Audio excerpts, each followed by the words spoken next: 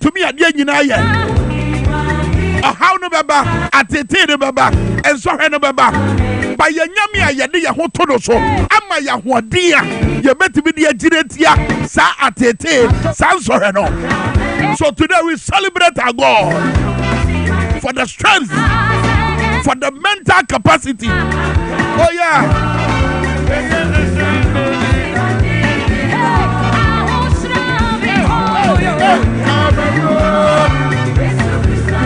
I want you to call me. I can't get Yeshua. I can't get Yamia here. Whoa, Mediana Kwame Minkah. DwaboAse in here.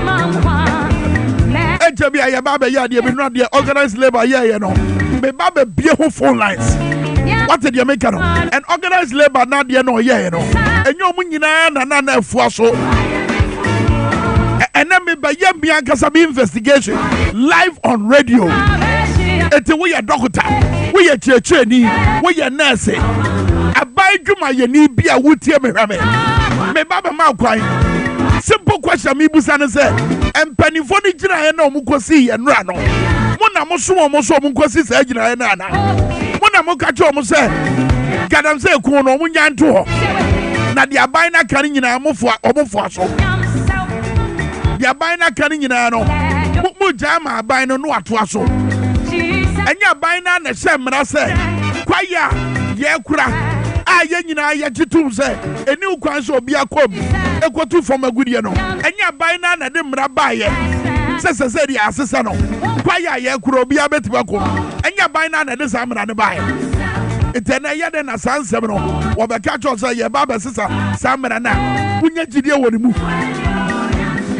na wagina sansem we so ese strike no menyanko wagina sansem we so ese garam se ku no a mi so mu ma so ma for tudi machi no se ma jato ho me se adwuma for me be bia phone lines de mo mpani fo kwa ye mo na mo so mo kwa he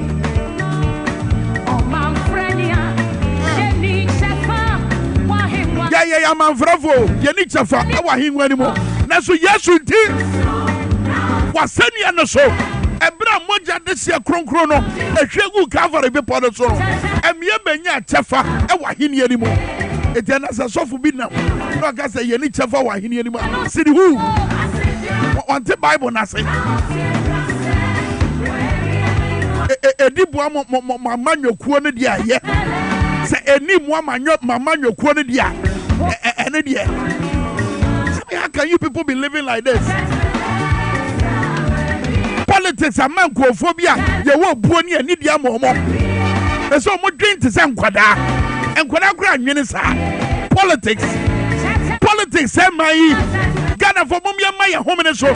Politics, partisan politics, MPP politics, SMI. MPP politics, SMI. MPP politics in here, Kwame Minkah, the Kwame Minkah, and the Menya free. Sadrina Yasas here. Eddie say a tribunal, a dangerous. And Adia ye Menya free home. And to see a backwajo of mine, see a baby or mining Tino. Says San Roman in Yaya Jato, and I'm a Sabia, Nanado Nebaumiamu, a tire. It is says I know Mutrano, and on necessary. A cophobia Nanka Yesu said, or Metina Brane, Aquama Mino, and no be no Mosoya. Oh, hope it's lost.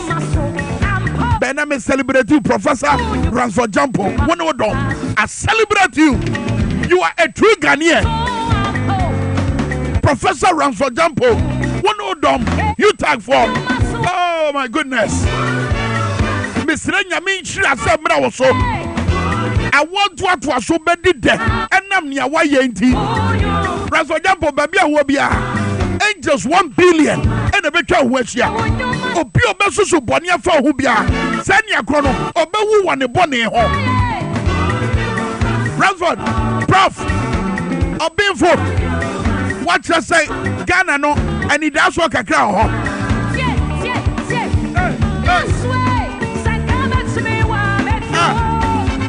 Yeah, be a phone line, 020-898-4166 050-000-0257. Francis here, we are by Jumayani, we are Jumayani, a quick what we are question. I must say, strike no Munyan Kobiono.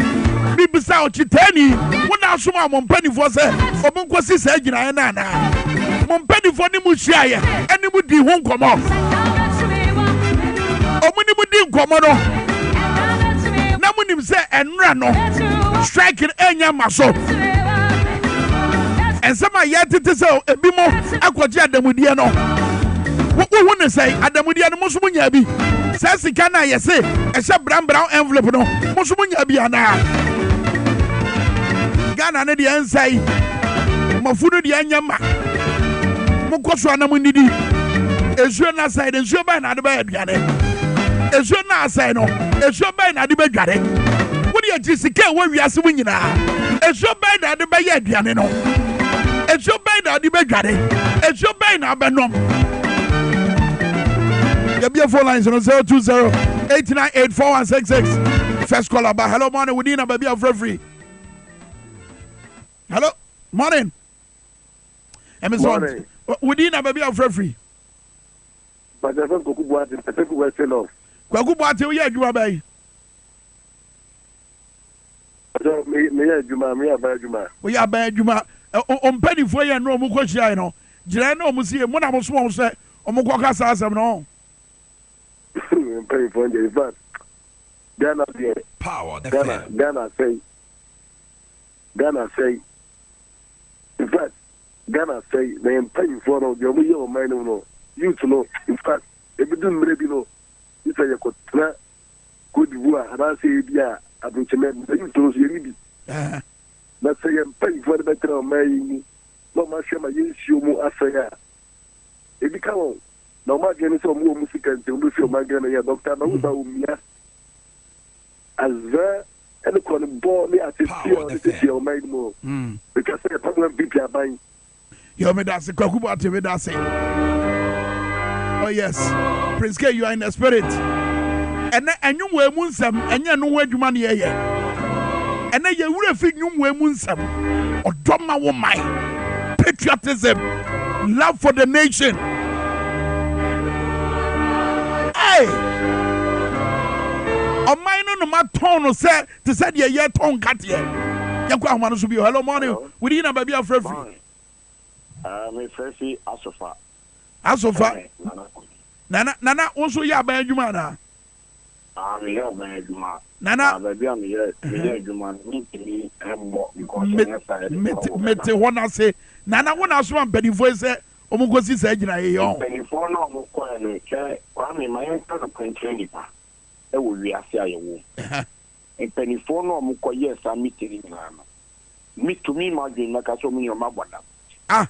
Oh David men use to west no why I didn't change me say me do matem I dey woman say mine no the dey do no e you wuo ne nkonfinfini ene ye da ena ye mpanifo ne ho ena mu na mu lidi ye because munim say ba bi ade na du no so wo na me tie kurase ana wo nua tie kurase ena nsuo we asai akodu say ya me forest ye wo e wo anuma papam eye esamanka sisun road forest ni nyina asai River Yesu ni nyina asai iti no say ye kasi almost stop ade na eye ni bisam na ye ka no na mu panifo na mu lidi ya makwakotra se na maye makwaje dem di na matrase na mu nipa ngu na ma nzewe eno ni asem no adamudie no kra moje ye ne say ya say na mu beti di akra nsuo e de afra manone wasa emretia wo ya aka e wo mabrabo ma bo de betere wiase mu ha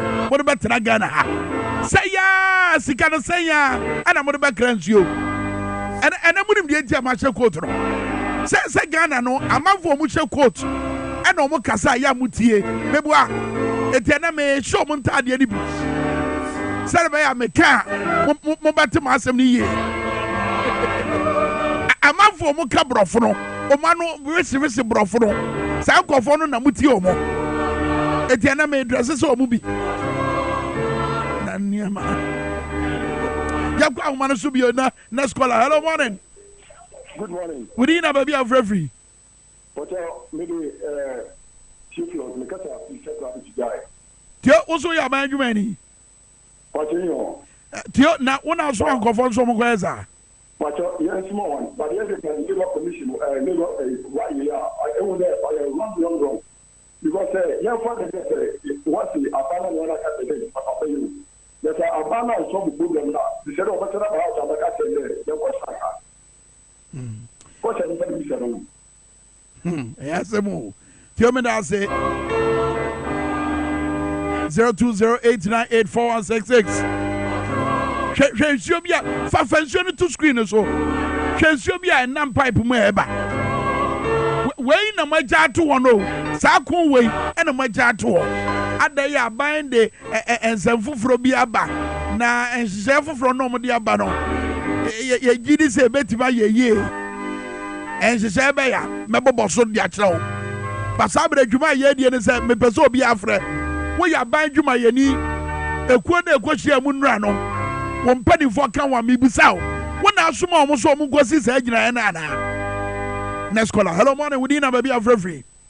Yeah, hello, good morning. My first is Elmina. Elmina, your first say? The family Nana question mensa. Nana question mensa it you. In fact, okay, no more watching. I wage my friend now. Yeah, Joso. Ended that organized labor, there why and one may you move me and who during him, papa. I said that's all mine. Am I a fool? What kind of button is my far? As simple. You knew beer, obedient. Maybe. Why share there? I buy on your Adoko and I being from September. Woman September ending.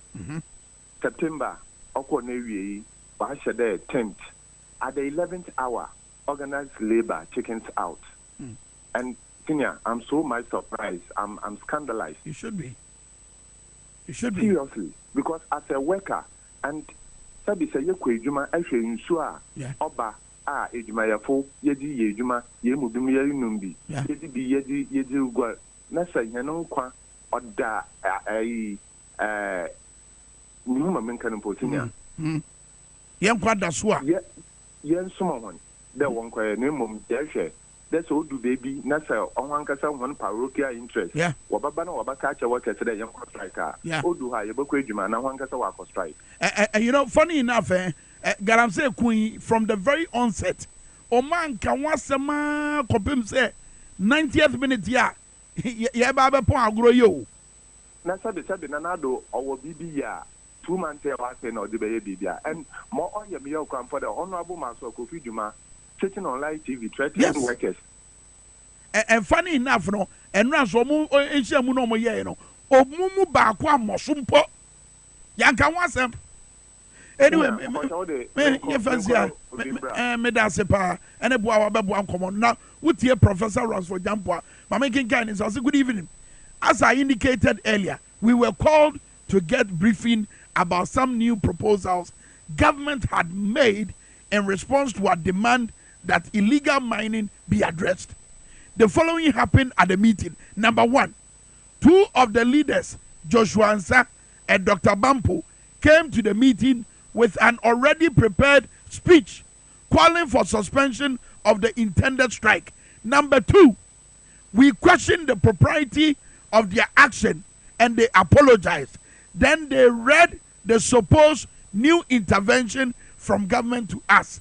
Number 3, we responded that the interventions were not different in substance from the ones we discussed and rejected at our meeting on Monday, the 7th of October, and that government should at least place a temporary moratorium on mining for a few days so we can all discuss the practicalities of all the proposals. Number 4, the leadership of organized labor refused to listen, and before we could make further suggestions, they called in the media and read their already prepared speech to them. The meeting was rancorous and acrimonious. It ended in disunity. Number 5, UTAC NEC, that is UTAC National Executive Committee, meets over this tonight, and given the overwhelming support we have given to the fight against illegal mining via voting outcomes of the public universities across the country, let us brace ourselves to be the only conscience of the nation in the fight against this existential threat that confronts us all. And what the chat was say, it has been heated and upsetting, and we are hoping to pull ourselves together. Where you tag? Omo ekasa I don't know. Last caller. Hello, morning. Hello, brother. Mr. Udina, baby, I'm free. Good morning. Because every Medina. What's your Juma? About Juma in your About your mayor, my Ghana. We are Ghana. I would when you do community. Yentio. I just tell you Ghana in my part for Omutu. If you want to say Omuko demonstration, I'm my Tibia Medicino. Almost the big baby away there. I'm a traveler and I'm a baby. Not then the Mima Pato knows we are by you many. No one should say Omu demonstration. Now, one shall move Modiana by Afro secret. Now, almost a Moko difficult, some Moko did be in the name of it. Now, for the committee at the chair, yes, it's the Ghana of phone pen for Joe Pese into Memofono, in who are Mananas or Moo and Asomogadi. Just old no Ghana from Penova, or you know, to move for whom. Almost no command and a murder, almost said the Ghana shoe, I get the beer, and then the TV there over Casua. They say Casua, Eridi, Emma, and Cranau. You know, near Benin, that's any covenant by us. Yes, he ends a Puma, a tree of Puma. It will be a who do the joy or con. Say another year. Then you know, say Benno. Yeah, my money, your papa, and your bush of and your bush of one good crying. Omugu, Omugu, just a baby, Ghana, Fanina, Ghana, any papa, they go. Now, Mumu, jumping for now, and Memfo, as said near my attack, oh, Ghana. And Penfono, Otimu, and near my way, and to that's enough. Mutu and near my papa, Emma, the Trimana. Bisabio, Medase, your friends here. About those year pounds made you know. DwaboAse Power 97.9. Abrantia National 1957. I come on set match Kafa 1957. Where you die, you war my Ghana. After how many years in here? Answer the independence in the Bano. Yenya Edumaya force Abio. Edwadi 4. Omo yes omo tutu omo suto omo nyadwuma. Broni kwakwa haya dodo ya nyadwuma me say omo sinkete ya yasi abetiti omo emu asrafo omo kwa okon kase esi ewiase mu nyina ya de asisi omo no omo nso ye omo adwen so omo kwa osu kase ya bubo obi tuo ma bi wuye. This is what we call patriotism. And edru so ye bi to aso a sebe what the sabia na yeso sebe what the sabia and I had ye we so na dako sunesu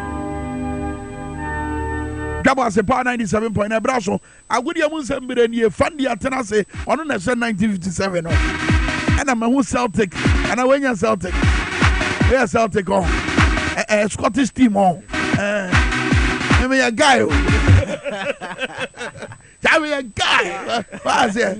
With the chrome, with the WhatsApp. Yes. And go for ya, with the WhatsApp. Mama could reach ya there. WhatsApp. Oh, my God. Oh, the almost speech about WhatsApp. I've ever can't speak here. Or can't say, the Abina can ya get to. Rafa Jabon said, for the way. We have to count it too. Media for Mumra. I mean, King came in some drama. Now, my foot drop. I judge of was sorry. And as if was sorry, we are sorry, we are sorry, pa, no court. And also, you tax for the. Now you tag us some again. Organized labor no you tag ka ho.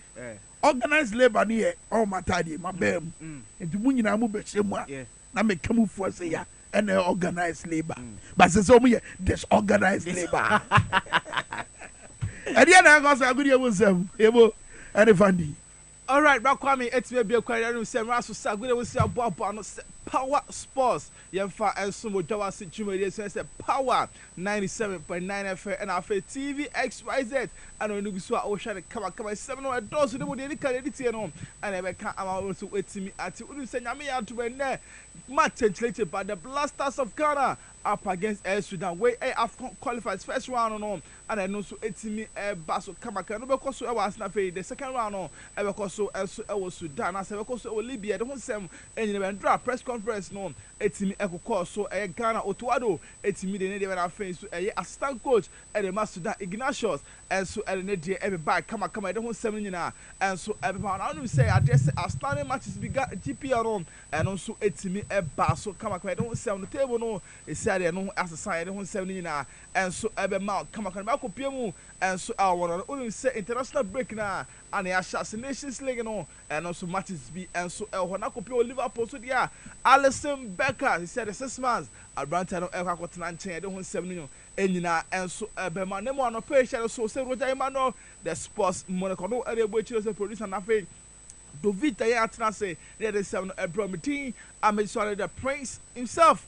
I feel Sanso and say a book Taylor or also at Nasa Kamaka don't seminal and so Ebronemo shadow said Dovita have a clan come and I saw no pay a good musem and Dovita Simen catch your say I dare say Umojano and I say oh I dare say Hunamunim Sansa Mojani why fee and Hunanim Sansa be a bow with him near the Adia I dare say Unya Dovita and so and been more betting Ackland so blood vessels no and will be a conkind and so at Amana Dovita Simen catch also the drove crown as Sanso and no a Dovita man capsules and no unya bi numa eboa emema no o mema sem ekoye pa o kompa so a o pa adwuma ye otime bibia ekonkan ama enso edema saso ene ba no ya le bi se ba do koko e ba no waste space no constipation menstrual pains nyina no adese Dovita wo ho adura kopiem wo so ho no metimi abo na bibia etimi akonkan enso ed ama ne ba no chronic diseases bi etise ba heart disease kidney diseases liver diseases diabetes ni nyina typhoid no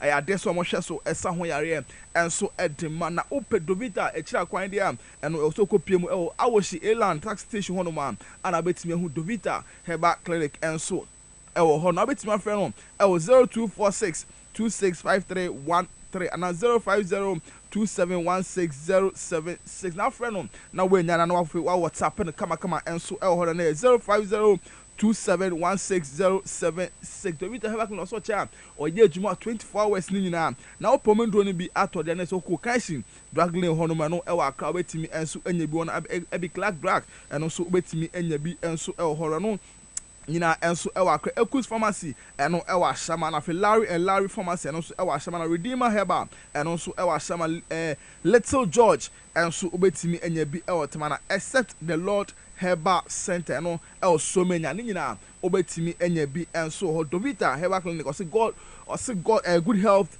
is our concern no and I saw say no pay dia good ebusem premier yeah dey say no promoting I'm the praise himself F to the A and D Y Fanti mene ebo Taylor unim send ye de Ghana and Sudan ebe share so e wa Accra Sports Stadium and ye de live commentary e de ebe brew 4 p.m. na match be until by 3 p.m. na yatena say de live commentary no e brew nanso no live commentary no na waso yase de live commentary no e brew no e Hola Savior and Medimosis Clinic and Herbal Center unim say e ba Hola Savior say we obi a swollen legs breast lump stroke diabetes kidney problems waist pain asthma, pulse, epilepsy, menstrual disorder, and a sexual weakness. How I will say, Unya Hola, and I say, or say, Uko Hola Savior, her back in the to me, a son, at the mount, Upe Hola Savior, Chakoya, Omo, a shaman, Omoni Access Bank, no, and a D and training, Upesa from Monsua, bet me Afromo, 0240 409991, and I say 02006230 38 and a Medimosis Clinic and Herbal Center. You see, I know the garlic capsules are bar and no salon cinnamon a bois improve blood circulation and you know say open drew a beer or say when you be now no be and so equate at the mount salon cinnamon and I say Medimosis garlic capsules no a boy detoxify bonus and serve as immune booster and you beata or pharmacy shop herbal shopper a bell or gun have a beer. Benyabi ato sound so and we will be a prostate disorder, sexual weakness, male and female fertility, hypertension, diabetes, sciatica, typhoid fever, malaria, stroke, and STIs, even dental problems are a how or sell down within our Medimosis Clinic and Herbal Center. No to me a son a day amount open with more dental barrier, Omni police station and a din shedum sound so and a Jacojo, Omni school for deaf and a din shedum and a Kumasi, a Hinema Kobe. You bet me our friend Medimosis Clinic and Herbal Center. It was 0244068447. We any omombe boy a man there the live commentary no the ebebremo ewo power 979 FM 4 p.m. and 3 p.m. Yatina sino yen shase na yen call the Black Stars of Ghana akachi ye kan live commentary and semno and there 4 p.m. ewo Accra Sports Stadium Ghana Black Stars yamu the best so omni Sudan we third match ewo AFCON 2025 qualifiers on Endra training session final one etumi ekoso ewo Accra Sports Stadium wo Embra Otuado ene mrantie no and so no umutimi ejina mo nanso mo hwe nim se bibia and so ebekoye edi amom no before Black Stars ebe training no Sudan and so starti omo training led by head coach Kwesi Apia and the assistant Ignatius Oseifosu omo nyina and Endra mutumi ewremu a omo hwe nim se and the match no ebetimi abaso na Endra ma training session na baso no ewie no I will say Black Stars and I say Sudan and omo start training session to Endra 3 p.m. and I said 3:30 p.m. Sudan for etumi omo press conference assistant coach Ignatius and otumi ejiremu ma head coach the din Kwesi Apia we no and omo official training session no so no etumi here and so Accra posted on first 15 minutes no omo bie media and no 4 p.m. and omo training session no so Sudan we no and Black Stars of Ghana and so etumi ewremu Accra posted on press conference etumi so Otuado no head coach and my Black Stars and so etumi ekasai and 5 p.m. we no and Black Stars so training session no etumi so 5:30 p.m. and no and dra etumi so you na Otuado and officially we announce say brand the din Eddie Muhammad Kudus san say Pate Embaye onu enunti Muhammad Kudus Otuado afane say ono no be captain for ende matches and I say ende match ebetumi aba no sanso na eda benada Tuesday return leg ebetumi abaso ewo Sudan wo mra yani ebetumi abaso ewo Libya wo mra yani Sudan enso Asia no ntino officially Otuado afa Muhammad Kudus say ono na onye captain and for the Black Stars of Ghana when Embra pre-match press conference etumi course no yen to aso ne fa gure mu sem no enfama na egusu ejina the Black Stars of Ghana akache unu say just na me atuma match state pa de hwe rim se bia be kontra ana so Otuado at the press conference no etim share so kama ka de ho sem no e na draw yes Otuado echemu so say training no my ni nyina ade bia konkan edema no mo hwe nim se nyame adbe any day se match no ya mo be bia ya fa nko other country bia nko na mbom Accra Sports Stadium na we san say achepa asa na ebo ball Accra Sports Stadium. Yeah, I think so far we had some good training sessions. Surely we had some injuries, some sicknesses of players. We had to replace players, and I'm happy that those who we called could follow up and come quick as soon as possible. So they're all there now, and yesterday we had a good session, and hopefully today as well. And keep thinking positive about the game. It's much better than the last time when we trained.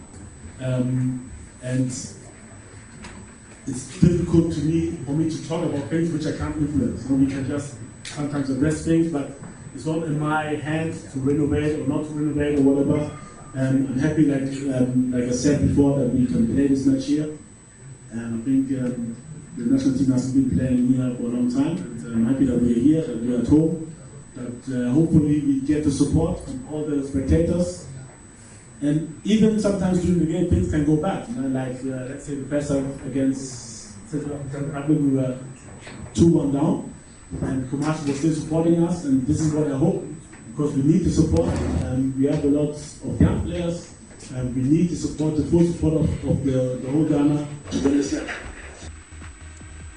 I know I am so to our editor. We are not also to us. When you say Bagala and say you too much to say a boy, you bet me born in last minute, not defensive error. Now they say it's me, I say, now for Ghana for you, I when you are at our Hodma, Yanni Angola, Sa, and Koba Angola for it, Michelle last minute. And almost said, I don't say defensive error. Sounds any PM, and any jail for school boy, work on. I say defensive error, and I sound so MI. So see, I did this time around there, this Sudan for I will say defensive Ghana for 80 million players, no, 80 million on my defense, and a very tight corner piano. Also, to me, but last minute, not defensive error, Saba, they are Sashay.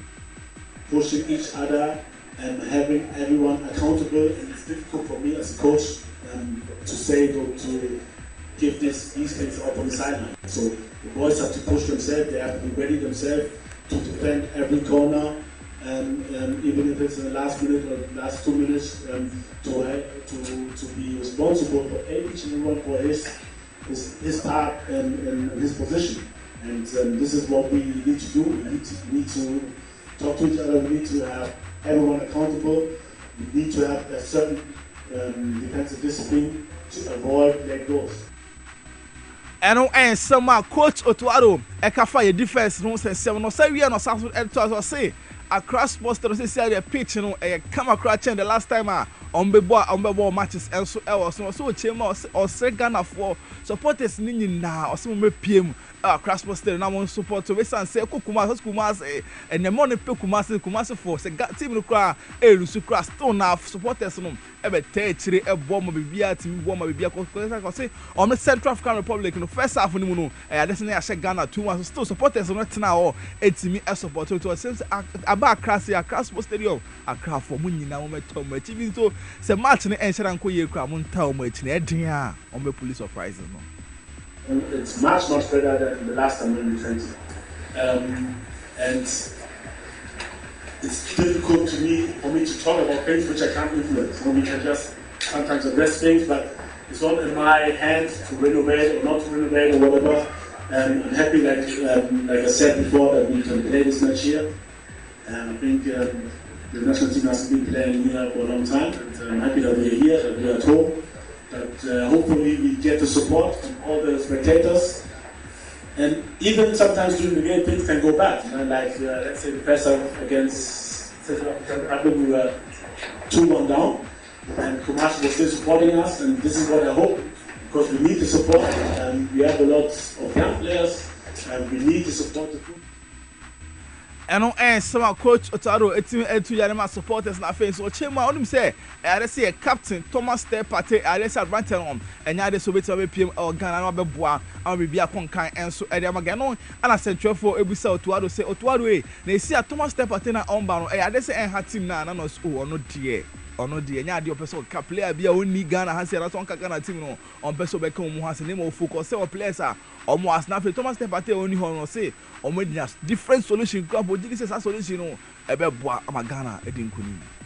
Sometimes me as a coach I have to rethink, but this is my job. And we have different solutions which how we could play, and we as a staff discussed it, and I choose one at the end, and I'm very sure it will work. And we're not thinking too much about the players who are not here. It's more about the players which are here, their qualities, and how we can inspire them to perform their best performance and to help the team to win. Otuado the Kokemu no South Sudan say adesina video be circulate they say the GFA president Ket ES Okreku to be at the man the Blasters team no pana players no to be more mo kan adwen e the trauma or che say adeso mo bom modern na mo nkom ho emfa mo o my God no e bi say Otuado say sat nyoma na e Ket ES Okreku team any Blasters team no team hwetwe ho nkom na adese be boa na say nya effect bi e players no no chemu say o san 7 no mo na de enya de dada e ade taisi e national teams be bread we club teams no I dey say esi wo ho ne mo obon pa na so ho piece I dey say the tema Ket Okreku ne players ne kind no e betimi motivate players na fa omo timi the passion pa omo bobo na omo de omo rare and omo bibia e be shame no metimi win Sudan. The first time when he was recorded, But in this job, pressure is one of the principles. It's not a new situation for me. So it was the same when, let's say, I came in the first time we played against Nigeria. So also the president had a talk because it was a crucial situation. We could qualify for the World Cup or not. The same thing happened when we played before Mali. So sometimes it's good, and I understand the situation is very, very crucial, and so sometimes it's also good if somebody comes and steps up to back up my words. I'm also talking to the players, my staff is talking to the players, the importance of the game, and so we always try to push each other, and I think it was a good talk, and hopefully it woke everyone up to show the passion which is needed on the field to win. Way and some Coach Otuaro and Ram or the two on the press conference now say. Yeah, can a GFA president Kurt Simon Okreku who sent 7 say videos via Babonting and a GFA Fangasa communication team and post here mra na a GFA president Kurt Okreku on a players no a Kasala way Ubisa say now professional player or no born a ball at Chessa or born a ball a yaman on it. Na woni ni kasa sare de enye na GFA president Keto Kreku woni o kasa no o de or a G players ni say e wo say match we o so mutumi wini o so mku omo ho e de ma oman Ghana say either so mbeku omo ho ama oman Ghana ana say mutumi select omo bi enti sama Keto Kreku e de tuja.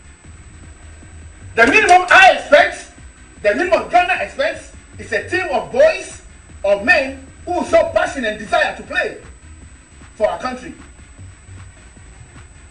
Not when you are dribbled and you be seen walking on the pitch and the ball is heading towards your necks. That is impossible. I told the coach, you see that you guys decide to play for Ghana, to play for the 30 million plus people, or decide you will not play. Then you'll never be selected.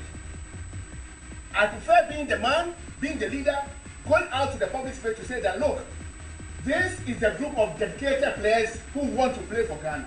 They are not ready, but we'll stay with them. Entunu way president Emma Ghana Football Association Kurt Simon Okreku ni sama dia to go we no na do to aso say and I said they no nyom kasa and last day obey appeal say players no mo homoden no nko ho Emma Ghana. Hope that this will be the last day I will have to appear before all of you to not only to appeal to your heart, but also to your conscience about who we are and the fact that perhaps, just perhaps, we've forgotten that we are Ghanaians.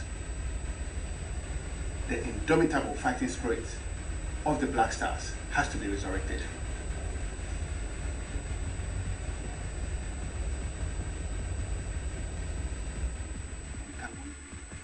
Way Ghana Football Association President Kurt Simon Okreku ni some dia to your mra o share players Ghana Black Stars players against Sudan. Young Coco Piemu Egusu the Blasters of Ghana say for Piemu or the Blasters against Sudan match. Nyami Outman Eba Sandra press conference by Sanso Kwaso ne Sudan for and so a press conference. No real team assistant coach at the Sudanese Ignatius or say for Sue or no any assistant coach at the moment also at the Sangaka Tuja or Chiefs or Sudan boys no or Samasa. A jail woman or said they have ever ready fired up say and then Ghana need to be on with me. Okay, so for it's always been challenging with especially when we don't play in Sudan. Me myself, I've never been to Sudan before. I don't know how it looks like. We've always been away, but I think the good thing for us is the first thing is that we have James Kosiapia who has enormous experience, so he tries to keep it together. And for the boys, I always say that they want to do it for their country because for now, as it stands now, they are the only hope. They are the only people who bring joy to their country. So they look back at home and they want to fight because there are those out there fighting for the lives of others. Right, and no Selma Ignatius or Seifosu and so edited the 2 and so Emma. Yanko Afcon matches Abebaso and the fish chess on name to me Bosso and Fa Emma and then Namibia and Zimbabwe, Eddie Bessie and Sanso and a Dia Congo, a Betinafi, no Tanzania at the Apimso or my Concron Ghana, Yani Sudan, about 4 p.m. Sans and a Cape Verde and the Botswana and so Bomu Yani Algeria need to go and so at the Apimso and the Quakramun Burkina Faso and so any Burundi and so Ewi and so Yen too far sebe for no dey kopie elmo no ensem so anu say ade say Nations League no eno so ebetimi aba so say matches ebetimi aba so say and city say Moldova and so etna ho no ne Andoria and so e dey win 11 and so ne mo ya ne din e not Macedonia and so ebebo Sansna Austria and Kazakhstan for and so ebebo Israel and France and so ebebo na so and Iceland and so and Armenia and so ebebo kamakana for England and so any Greece and so abo Italy and so any Belgium ebebo na for Finland and so Republic of Ireland and so etimi abaye do ho sem no and so ma kamakana nese ha and se mra kwa nese gude mu se bobo no and no pay no yedi nyina and so ebesne mo hye no so se Yocha Imano the sports monarch ono and ebu echido se produce na fa yan etna standing 7 bro medin ameje so the praise himself F to the ANDY Fundy mene Ebo Taylor but ye kono ye kai mu say the live commentary e de bebremu Medimosis Clinic Herbal Center and Ahola Sevia Herbal Clinic and almost ase and there the live commentary no bebremu you know about 3 p.m. I said that but Kwame answer na e be kono say happy abono so apahon sima we dey have birthday ba tie abono so apahon sima dumiensa o birthday wish na dey we happy birthday call Eddie ama Mr. Oti NS or no Lawson Herbal Center for no ye juma ono unim se dodo na friend Lawson the Virgin Son Mr. Oti NS and birthday we on behalf of Power FM of TV XYZ Q na say happy birthday Minkah famano pa what the mabechem I know my bro you know the Virgin Son hey Virgin Son and then how many years ago okay happy birthday baby awobia nyame Asia no nyo kese wakoma so ade nyina emram te said ye Ghana for ne ye hwe ani mu sen kenura yakoma so ade bebam si ebenya abranefo a omu begina wo Ghana din mu no ma so aban ne paachi ko pemsa aban no be ye de Ghana for hwe eba gadam se kuya na so matira ma aban no e de anumu kasa adada omo amomo de akudie na ekura omo a wo de be so aban ne paachi no atofam sa nkomo no ye nkomo a edi hini ewo ye show yisu na no pai na ye ba be pense mu wa bra ye be kwa homa no so ye ne organized labor for be di nkomo ye ne utag fo a omo so sabra ye ka so omo gina brane so omo de omo fa won de ba tan kuo ne ka se ba tan kuo ne se wono indefinite strike no nya omo de omo be ye wo so mba kwaso agira ho ama adwen na ga na hia sabre ya ye de begina e de atia garam se o seye ya e kwaso yi omo so mba ye ga na adwen omo so mba ye ga na sunsum omo so mba ye o man na koma sabre ye ne utag for be di nkomo anope ko ba bia wa bra DwaboAse no eguso ekoso ba meka anope se Franco Trading Enterprise edaswa eye phone papa pa fie say ye iPhone na ope say ye Nokia na ope so long as say ye phone papa bia no on sabeka Franco Trading Enterprise what is baby I want Franco ho say ye circle say ye Ketia say ye dum Ghana fa na nyina baby abeko bia Franco Trading Enterprise mo so to ewo ho smart TV na ope obenya papa ni bi ewo Franco Trading Enterprise Franco air conditioner no o my Ghana ye wiem sakra babra so ne ahwa ye di aye wote Ghana anko de wo pe bomframa nyunyunyu papa e bedi aboawa e Franco air condition CCTV camera wo bambonti ye bia begu Franco chest freezers refrigerators washing machine ni nyina bi wo Franco Trading Enterprise obetua from Franco Trading Enterprise it was 0555 939311 0555 939311 and 02464 22338 Franco Trading Enterprise. What that's why your phone papa fie. Mini ni enti amumu bebre ebu sasa menso menya prediction Black Stars and Sudan. Mean to me nye. mentimi predicte menim deɛ bɛsi menyanya anka Black Stars ni nkunim deɛ bɛsi bia bɛfa no saa adeɛ Ghana na no anie meda me ho aba menkɔ ba bia kɔso ne yɛntra yɛbɛsiɛ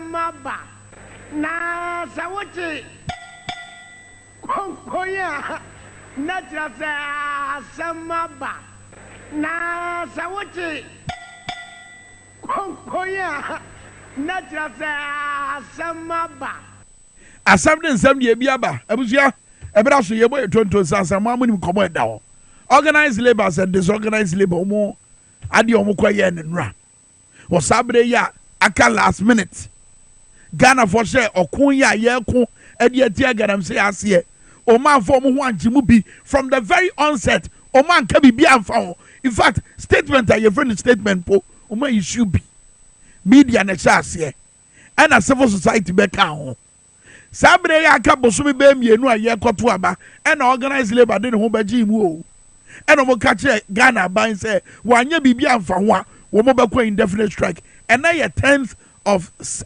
October 2024 and that day na no master say wo mo de wo adwuma beto wo mati atua sada be ye be shaban no amwa ye bibi a eso won faso a wo de be ku atia gadam say no ene sunsun so aso etienran hyiamu no na adwen ni nyina ne say di aban ka che omo na ano no wo mo kwa akobobo ho amoma toato adwen na ye wi a ye sigina ye ewo ne ye be ye ho na die na si ye na me ba be dan bibia di ade akyemo ewo nhyiamu na se ye be kwa ahoma no so na ye ne tiyi simpanifo no adi nkomo according to Professor Ransford Jampo ebra na owura eye your friends labor union penny no ebra na wo ba nhyiamu na se no na wo kura krata ye tintim so dada na enanum kasa ya twe dada na wo di wura nhyiamu na se na ebra nkomotwetwe na ekoso a mo mema nsem so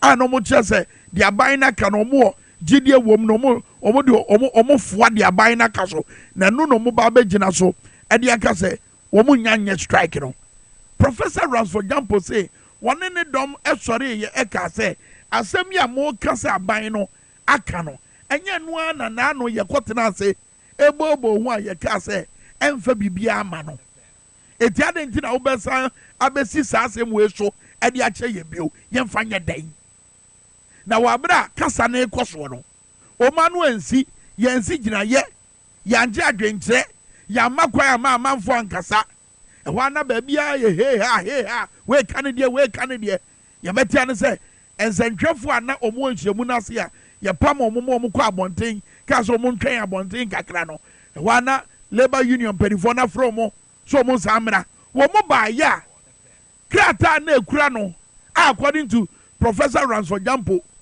na watwere a wode aba nhyiamu na se no eno no bekenkan e de kire ensentwefo e de betu dwa se strike no omo nyankobio. But Professor Ransford Jampo say one in the U-tag no say oman na dwen no se ni nyina te akoda wo mo de ande ente naye wo mo say o mejira brane na se be ka omo nko a no ma ba ye oman ni sunsum o mo ba ye oman na dwen o mo ba ye oman na koma wo mo so o mo ba eti na ye ka say U-tag for a wo Ghana for na nyinara wo mo indefinite strike kai say no more nsam dada a no mo hwe say aban ni bedi wudwuma aban ni wudwuma dada enu nti suapon no bia ye bia ni se nkoda bekwa akotena se suafo bekwa akotena se suade no besi na nyamai eti U-tag indefinite strike yo mo kwai eye kwai o mo su gina so e dia hwese aban no e be sha se tu anamo e dia fo gadam sei no ho na dia na aban na ye so far wa bra nkomo yi sha se no efiri kwabra Japan so kosi mrekuduka any doctor you a free ye any omo kika including President Akufo-Addo and a Dr. Mahmoud Bawumia obia kasa akoye say sa garam say ntokwa ya asa ma ne homene so any nkomo ye ekoso no NDC for the church.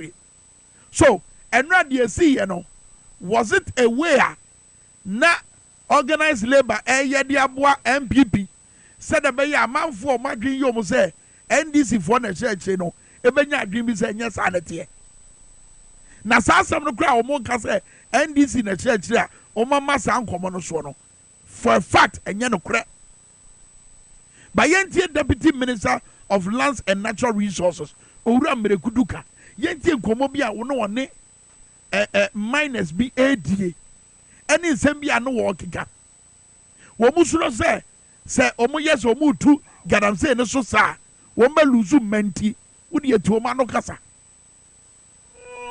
Wey!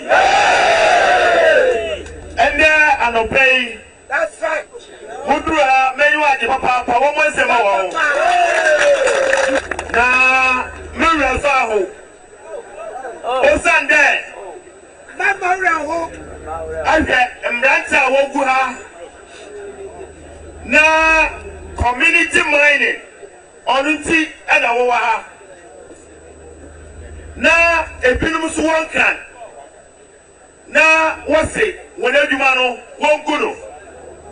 Oya sa papa. Ebinum won kan. Wose community mining. Small scale mining. Won gu no. Aha, me jizi there. Won yina wire underground mining. Ana. Wose nsu ha. Nsu da ha. Nsu ka na. Wasara wire underground mining. Na wanuso wansa kwano ama webusia weyebi na wedi ana ena no pay asaba meka shon ide aye opia wa maene unsa kwano ama wanansa akwano dem yipero ibabarufa mese onwana wo ha nyina sonye community mining ya enku wodizia enka oye crop kase na me pele Ghana fu watu wenyu wo hwa toma wo eti wati mrekuduka meba na so nje bia ha tie ne nsem a woka o se nanu aye ne samse ahidi nkomo honorable wo se sa community mining na MPP for the buy no eye sa illegal mining no eno ma se da pedin e de atoso enye mining aye na kwampa so ni amanfo aso de omo kasa de atia aye mining yenye no kwampa so yenye no mra kwa so a ye gina so de say yensuo yensase ne ye kwaye eno na amanfo ka wasem it is obia we are in charge of such a sensitive sector. We are deputy minister for lands and natural resources anka obetimi agina ban so ade akwati agadam say wo mom no wakogina baabi and we incite amanfo bi a wo se say omoye community mining say wo muntie na amanfo mama omo homo so won kran no ese yembegu o madwuma ni nyina ye tro asema trade union congress no eye simple etietia asema organized labor no eye tietia say kwambone so a ye fa so a ye de say yensase ne ye kwaye ye de ndam mining so de this house ye bai etuntwa ye kwa homa no so na de esi nura no nhyiamu no ye ni nkomo Bernard Owusu eye chairman Emma TUC and afeso owura Abraham Kumsen eye secretary general Emma Federation of Labor and body for me march mo akwaba yenya eja uzu march yenya minia Mr. Abraham Kumsen me march so Mr. Abraham Kumsen any ahoma so but eja uzu chame enra ne ye ya musi sa gina ya se atuate amoka se mo ba tie no munya nti bio edien na ye munyina so yedi kan no Ghana for the chief for Edward Hefo gina na Edward decision organized labor you take you say you be call it of the strike no and it's a year September 11th and a year nyina be catch Ghana for say a year adia galamsey ekoso wo ye man mu no adia ye ubie was he nyina no ebubre na yakon ta entokwa no nti ye dia adistrade be baako adistrade be 9 ekoto aban anim se aban anhwe no wanye sa adistrade no amaye enya dia ye ni aban ebeye the friendly saying ebetra kuruma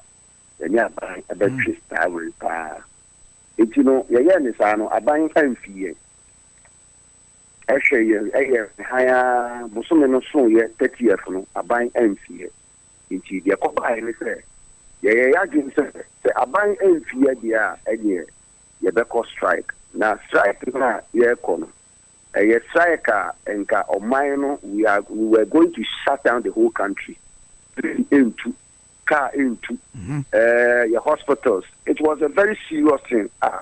Na ke pese yeye. Na yeni aban ekosisi nkonya president Efreye eni yesi nkonya. E ma wo treye say the state of emergency no. E ade a so ka so mo ya ebeha. E ma even kura no apart from koma ye ni president kudi ye no mpanifo bi mu kura so ye kasai. Exe even the state of emergency now you're calling for. You the 2 weeks or manpenisa to do certain things. Into election cry ye kuyu. Say omukra na komoye abaya omubeji state of emergency na tu. Na be dia your friend is saying you 2 gold names are no mani na no. Oma make sure so betimi say election now you betimi use the regular election and so omo dia yidi dia say di obi ntimi enye den enka ho hwe. If you hear your so say a state of emergency, no, any a date with the about my new idea and you relaxing. Now you ain't share no more account. The people say an airline, you establish no wait me acquire forest. Now wait me acquire to a good year. Any yen suahono and rana or machine. A year ye gallant, a friend is saying small scale mining names, I know my no money now. Omunku Samrano any day inflow. Now you can't and say over the letter by through the Minister of Labour. Say Omode Sa and Rana Beko Parliament. Ombe collaborating with the Attorney General of the Parliament. And then home collaborating with the military, they will redeploy soldiers and home corner at the Krata Bray. Of the Krata Bray, you meeting. The year meeting, and I am call for the car say. Just there is no timelines. Any other day we should go back to Abai. Into a year and then Nansa. The Sanku Shai, Minister of Labour, National Security, Lands, anyway, you could hear meeting. Meeting, we are sure say. Omubetinia, Omonfa, a president and declare. Say we're revoking your friend and the airline. And almost even the president bears had the Anokrana. I was the president, your man is 72 hours. They call Council of State. I'm a Council of State advisor and Hong Kong. But the only option a bit in Abani say, almost the certificate of agency, they call Parliament. Our Parliament will resume a year 15th year a day. And now after you are buying every soldier for any police for it was the first not forest guards or soldier for an year juma. There was an issue we soldier for free forest guards for and a soldier for a year juma. In Japan say for going forward, you know, on the soldier for na forest reform on the soldier for no acco. Your friend is saying a year forest and to go and clear all of them from the place. You can't yes, well, Sabai say now, okay, you better you say, Jumane, the Ashamon Sanmo, ye. Almost say, young funk or formula, a young union for young funny passes, any media for young count, no meeting, and the cat a queen, they could be said, Juma. And I think so. A year, a buying to say, why I prepare. Say, you better a stakeholders, your friend is saying, on the committee. I will be biara both political parties. Any one said the Homano Atoto, a galamsins and Semunano. They na yinshia. They pet a long term solution to the problem of Galamsey. Eti omani a chance here to trace Uncle Muinano. And yes, oh, say na abaye can't hear. And yet, yen strike no and saying. Okay. Na yen share a buying. Going forward, say a buying, we can now reactivate your friend is saying, your striker. Okay. The Ghana for actually say, your quality of the striker is here. Near me, person Busa Sabrina say, and Semia, Mati Abaya say, obey no. Said Nanu Yano, what dine a ditch remo, and no man call off strike. It is a young for now. The patrol has some for.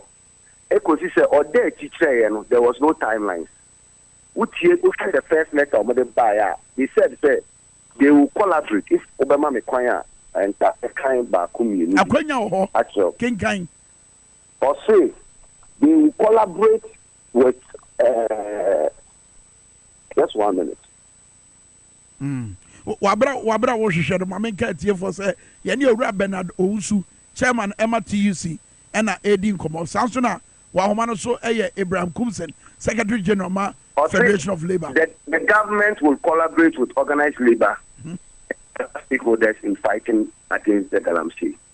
The government will take steps when Parliament will reconvene this month to revoke the environmental protection aid.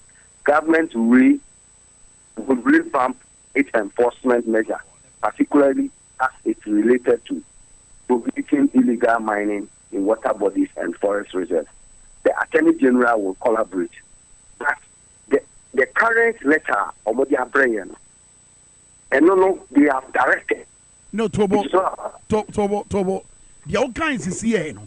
The me who timeline, a parliament, the no. Nia can maintain. Where is the timeline? Timeline away. The partial they have deployed the police, what we call the military, as we speak. As for you deploy. Yes. You do more coin, a henny, and winning. The partial, I don't know, might me say, almost say, young funk of one count, and that was just yesterday. But me assure so we are well, say, in Central for the door now, Maura, Miami, I would I got them say. What they are dancing the other two, Nina Daddy Professor, as for you be crying, you do more qua. Galamsey for no one, I no more chop money. To the sense, Erastus Sassari don't call all of them. Why are you multimedia? A documentary, you know, video, you say, as for no never, and conform say you're quiet, any issue no home. It's a year then, and when your GDS say, Sraf for ya year to Magumi. One bet me to be before from Yaba. And Nuki and a buying say, young Franco for and Rambe Cow, one new one, and for your sake, man. And you know, we are only giving them the benefit of say a seminar on Macano, do see the oil. These are buying and first you I know you are. We will come back. There is a point I was saying now we should at least have trust among ourselves. Say, we be so bad idea. Nipa no any. Yeah. Then we can go back. Now, then we know what to do. Obi Kraya, yeah, can was what in the presidency. At also so be two Galamsey ase. Besine, she see ye.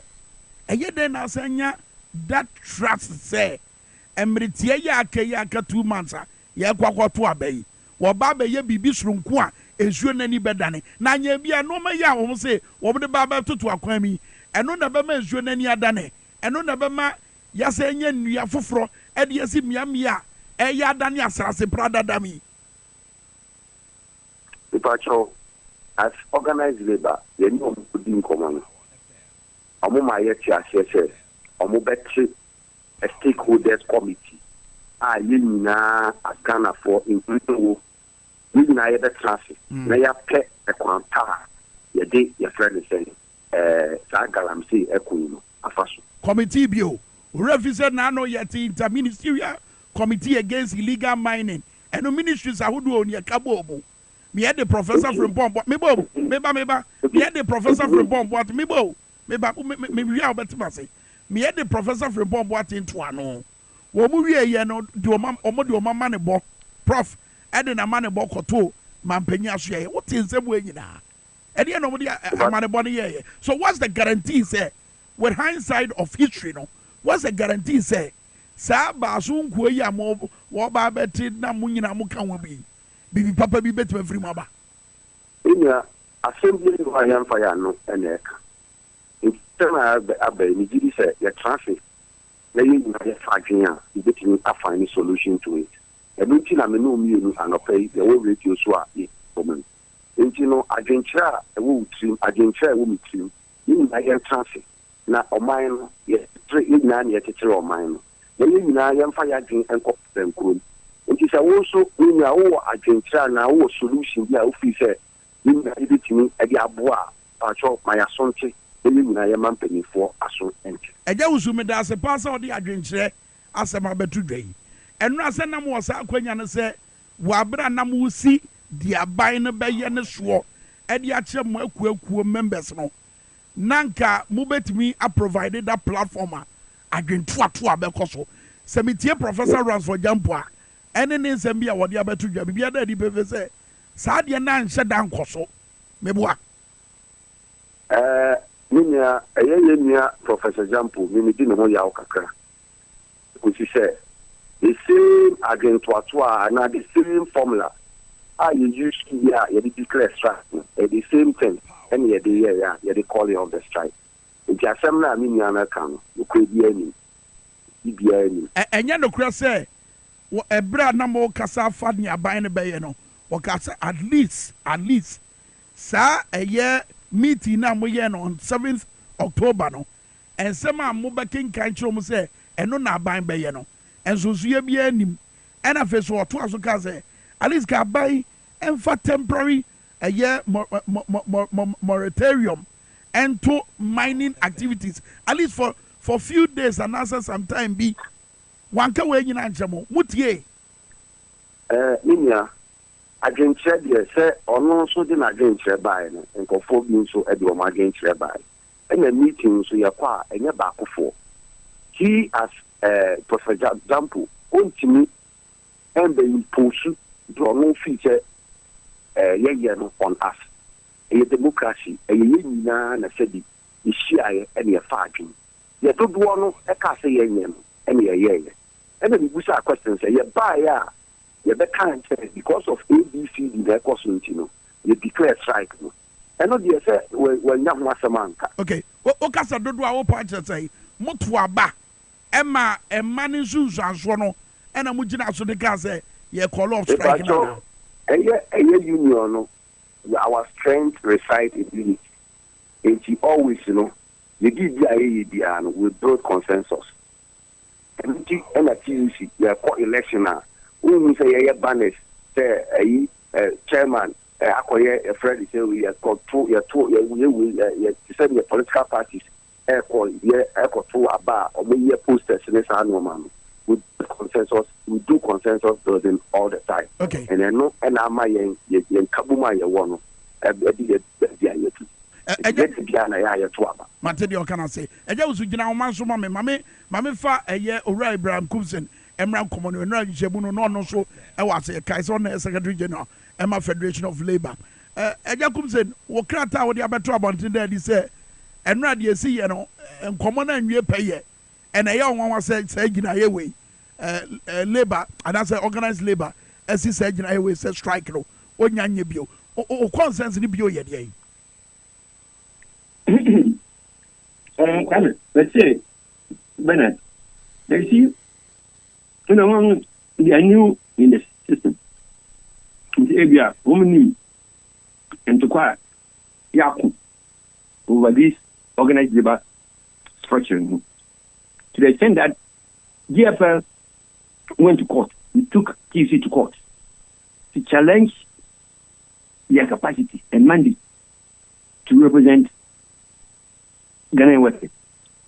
Now, the problem is the unstructured structure of the so-called organized labor. We are not organized. You see, if we are organized, decision taking, it will start from somewhere to a certain level for endorsement. But that wasn't it. We were asking him about voting. Bernard,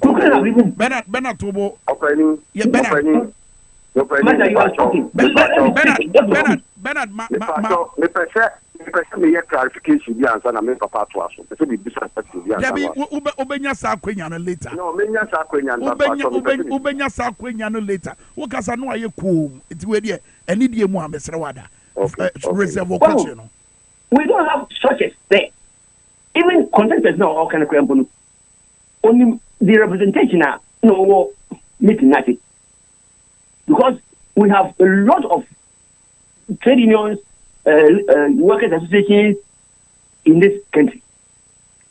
How were they represented then?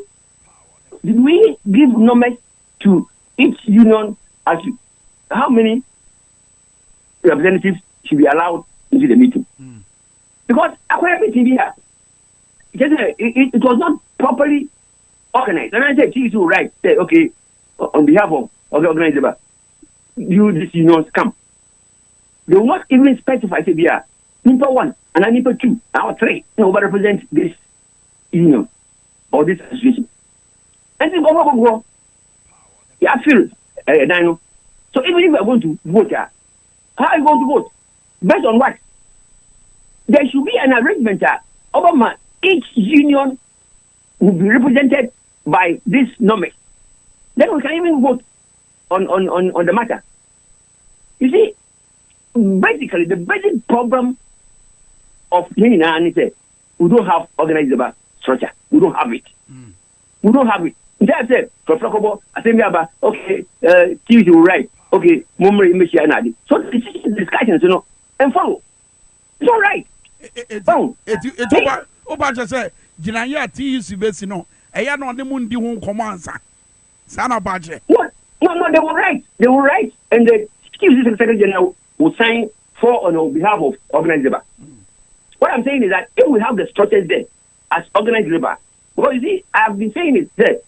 The 1965 National Elections Act, it was very specific that the TUC will act for on behalf of Ghanaian workers. That was the 1965 National Elections Act. On my TUC, that authority, that power to represent all Ghanaian workers. But this law was amended in 2003. It was replaced by Labour Act 2003, yes. Act 651, which expunged the name of the TUC and replaced it with organized labor. So this organized labor, what is it? Is it for who is organized labor? Okay. The law did not define this organized labor anymore. Nobody knows what it is.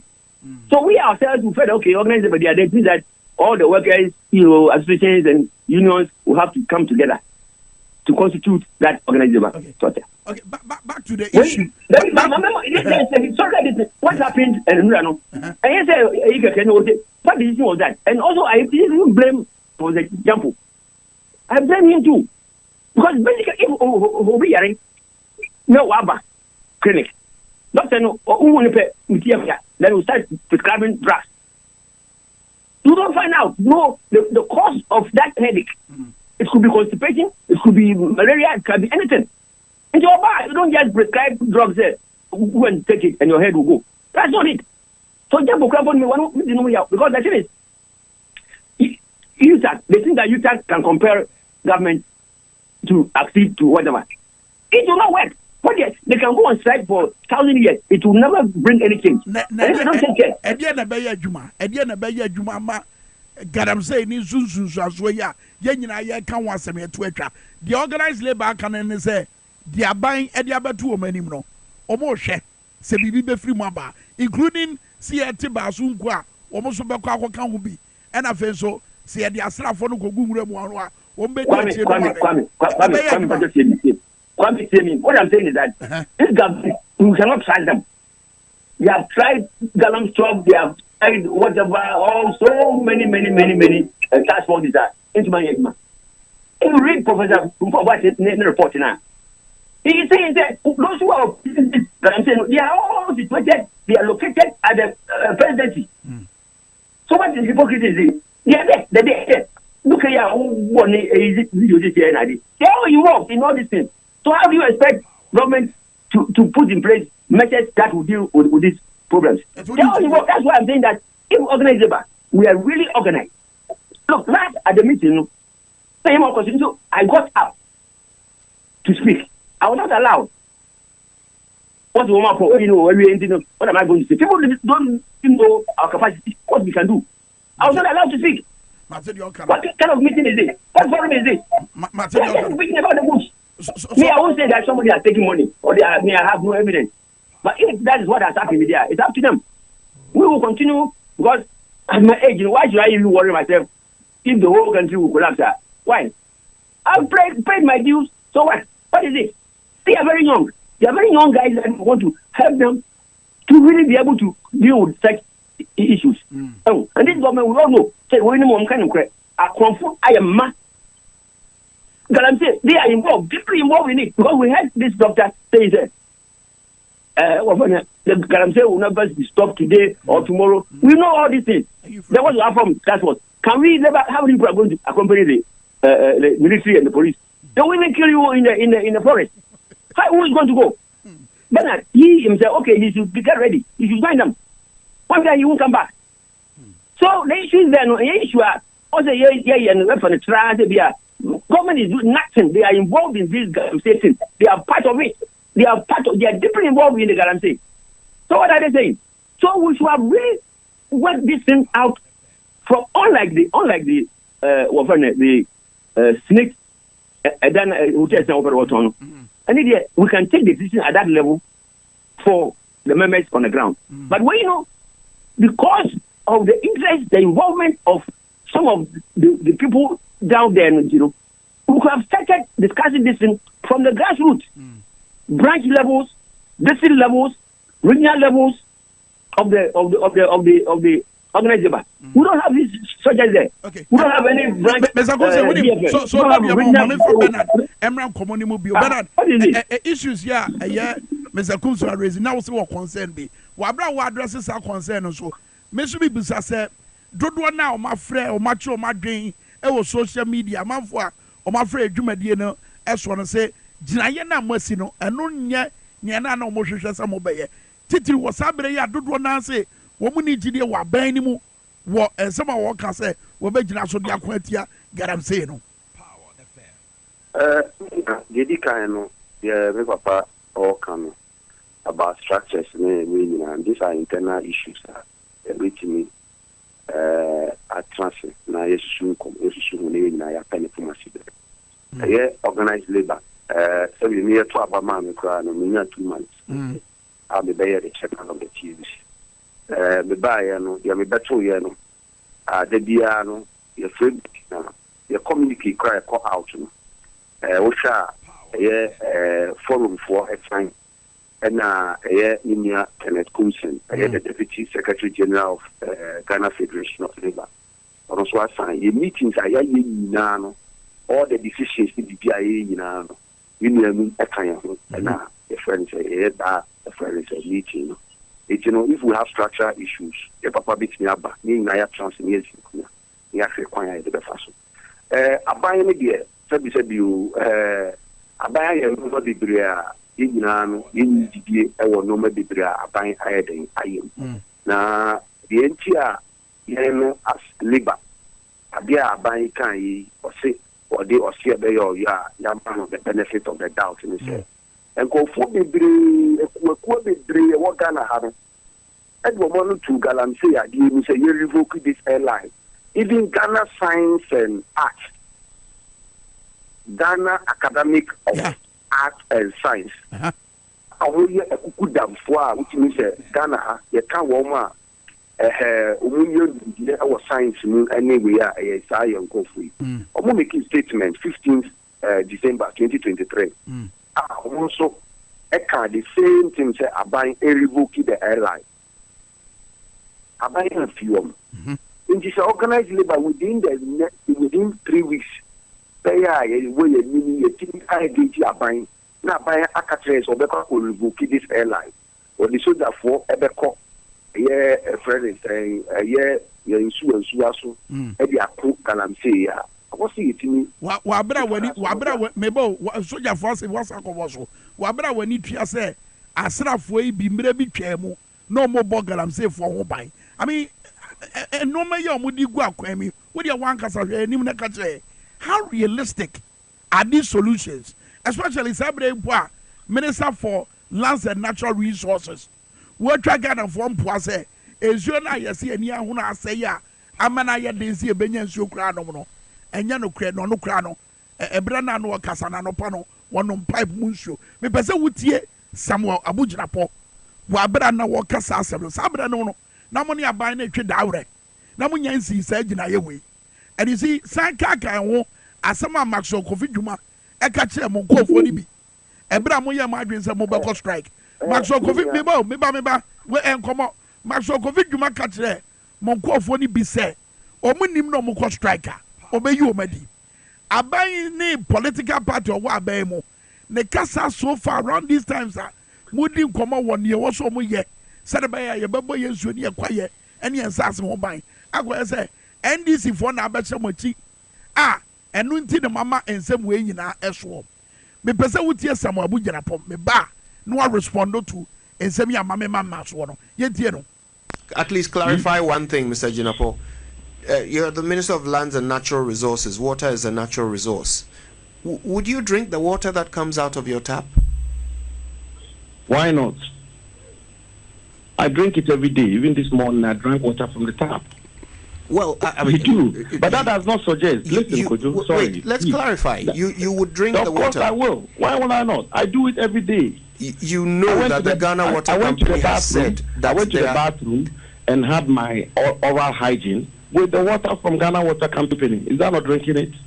At least clarify one thing, Mr. Gyinapɔm. What the Information Minister has communicated as the measures to be taken now. Respectfully, none of them sounds new. Not even the river guards. It's not a new idea. Not even banning Shangfang. It's not a new idea. Deploying soldiers. Not a new idea.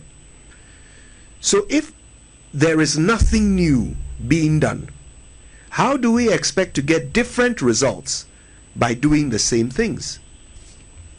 All right. So, Kojo, let me also say very respectfully to you that the conclusion that our river bodies have never been this bad is not one that is entirely correct. Our river bodies are polluted. There's absolutely no two ways about that. They've been polluted over a long period of time, and we have a problem on our hands, which we have to deal with. Okay, it is some Abu Gyinapɔm no. Bernard, what man so? Ms. Bernard, Yaman Komoya yedi on Tiase. Meaning say be a man on Tiatoma, ye some Pusuno Farambra. Because where ye and Komai, it was ye didn't send ye Sidino. What they are saying, your normal ones, Libby. Army Busao, question. No answer. No, ye did Komo. Dear, yes, you know, ye perceive a tin yen tia. A buying some ya whatever to ja. Say what the Asra for Kogu, Mia, ye get them say, no more Pamun Kofono. A dear, what's us anymore? And ye be before from more Gidia womb. Especially Sabren Pa, Minister Po, ye this question to the name, have a beyond the name. Say, and some of yaka say, Nanseana is you know, and you know, and yes, and Fofro. It ye didn't come and your question and answer, and you come on ye. A man for say, organized labor, more the Ghana for Ramo. I was hoping Sir Bernard, and then the suspicion say, Mukwa Jessica, and I would see surgeon away. And also, yeah, Train Bernard, Wabab, Obeyano, Abraham Kumsi, one so, and Abraham, Wabra yet was no, dear Samijinapo, a can ye name and Samia Mamma Masway. Who is saying? No, what in trust and them. On no tap water. That was it. You were saying. Was what the big Num. So the Auru and Numudi. What in trust from their master who in trust won't be Jimmy. Look at that. Look at the lies he is telling. And so does so. They will never say the truth. When you have some evil for them to behave like this, to pretend as if all is well, when people are dying, and they don't see it. What kind of nonsense is this? Look, they will pay for it too. If they think that they are too smart, and they will lie and lie and lie. That's why, look, me tell the political parties, they are teaching you go to the easy. The ballot in our opera printing. You see, we are talking. We are not very careful. People will play games and they will remain in power. So that's very dangerous. Is that your way of saying, say, organized labor, no mercy, no, they have endorsed and Nada Quina Bino and then for Swakwentia, get I'm saying, no. What I'm saying is that nobody has, that's what I'm saying. Basically, organized labor has serious challenges. We are not organized. That is it. So the people who spoke and all they signed 3 forum, this and that. An interim idea, one more use to pay. We don't have such. Let me see. We went to court, challenge this kind of arrangement for proper structures to be put in place so that we can better represent our people. And then if we have the structures, this discussion will start from the branch level, even the local level, to the branch, to the district, to the regional, and to the national, before we even act on it. You see, so what they are doing is like you meet there, you are the Secretary General, you are the whatever. And look, we have a history. 29th April 1982. Workers marched up at the TUC hall there, chased all the general secretaries, including the Secretary General himself. He was chased out, and the workers took over. That's where sometimes some of us are scared that if they're not very careful, this insurrection, this revolution will come again. Okay. Yes, because if the workers see that you are representing their interests and you are there for your own whatever, now they don't know, maybe some of them are new, so they don't know the history. 82, 29th of 1982, ALU, they call themselves Association of Local Unions. They chased the troops to the place, chased everybody out from the office. And they think that they are secured, they should be there. Okay. They should be there. Okay. I don't have time to be instigated, but the truth has been told. And if they're not very careful, workers will rise up one of these days and chase them. And is it not funny, say, a bright E-levy has 70 by no? Sadia, ya, no more, yeah. I say, yeah, sorry, last minute, nobody Ghana for more. VAT on electricity, same thing, no more, yeah. Last minute, no more pull out. Senate hotels, the Anocrat, which they say, said yes, here, and another, I wasn't common, a srown free, Bano Crano, area chino, Ghana for Senka, or could you to a black more and more Mohammed and can almost cross organized labor bit Mako. I'm an acquisition area. It's a fact. It's a fact. So we are not structured. It is not, we don't expect government to come and structure our organization for us. It's not possible. No political party can say, oh, sit down, let me come and then. It is for us to do it. Last at the meeting, and the menu yesterday, the way I got up to raise some concerns. What's I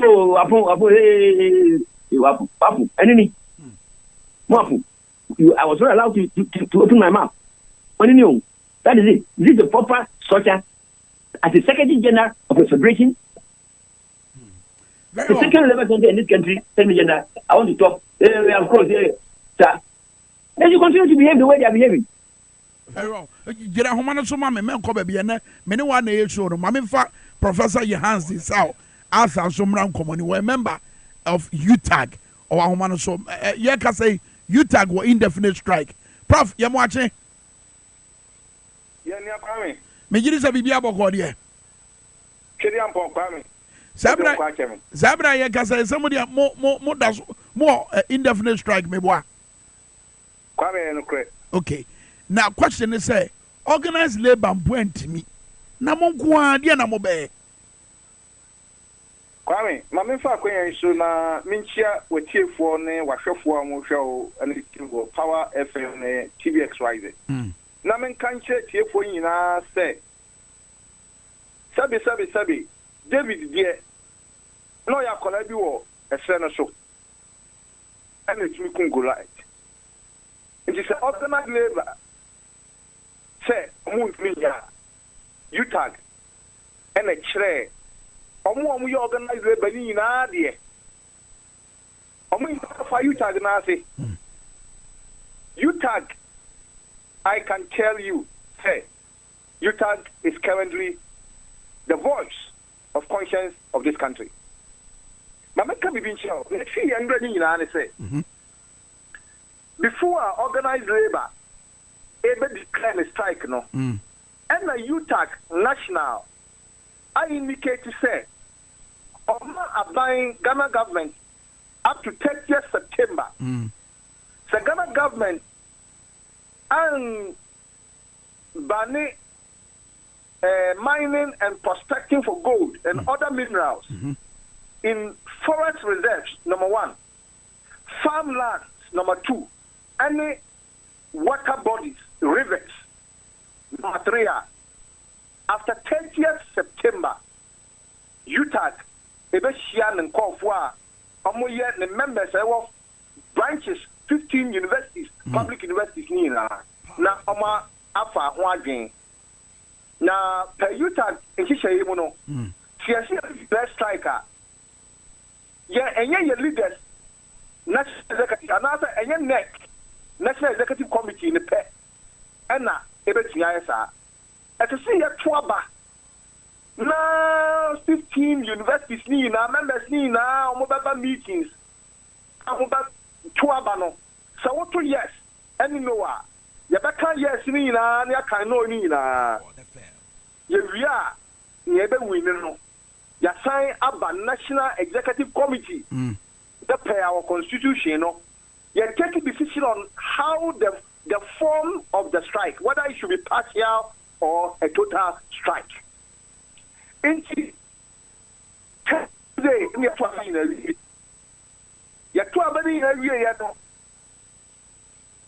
2,153 members.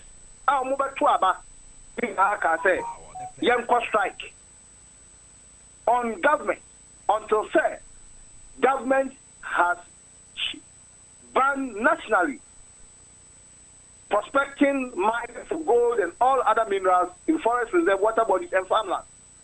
And at 607, a 2 say, no, a man can strike. It's Yanra. Organized labor core meeting, no. University of Ghana, Utah, because your national, Tamale UDS. That's right. Into your 2 University of Ghana, Utah say, Omunkonkosi neck and name I will organize labor meeting now. Now, near course of honor, I asked him. I asked him, say, organize labor pay for, but no much wrong speech. I'm the caller of strike. That's a good to go. We are the win, said no much wrong speech. It's a wuko to come. I did a win. A mistake. Omubaye no aye meet meeting anka sa no mo kan speak no no mo kan iwe ya no ye meeting no ye baba ye be meet press no the same speech no mo kan ye bro mo baye no the same speech no mo kan ye to the press na eno ne mu nyina so mo de ka se no ma twa mo speech se o mo botom dada. Oh, that idea typo. What by no computer school, still one typo. Normally, you should not in an say. So, organize the share. Yea, nine does be 2 and 7 year. Then, decisions are taken. We come out with a communique. And based on that communique or the press, really, you have a friend in terms of what they can majority at the and sister, and you talk so there, before then, either that.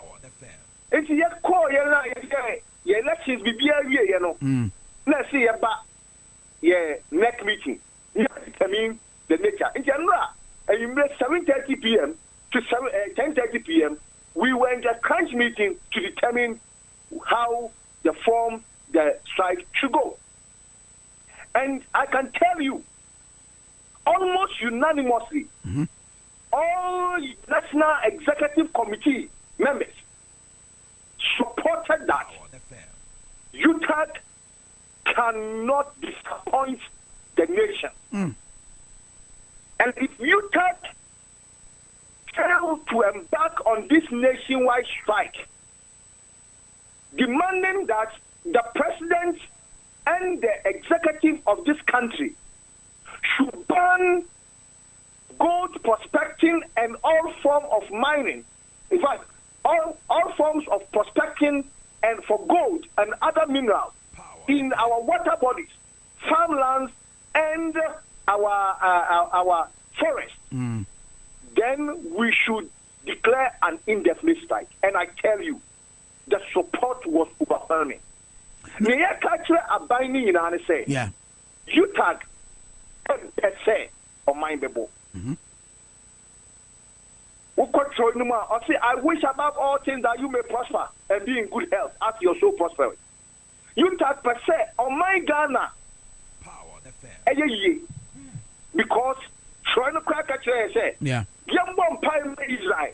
Let's say Israel, dear Jerusalem, let Jerusalem, dear. Now, one would see Jerusalem, my woman. If you target the near penny say, Ghana mine, Bedi, the Ghana mine, Bedi, and none of you say, Galam say, I say me, Daddy.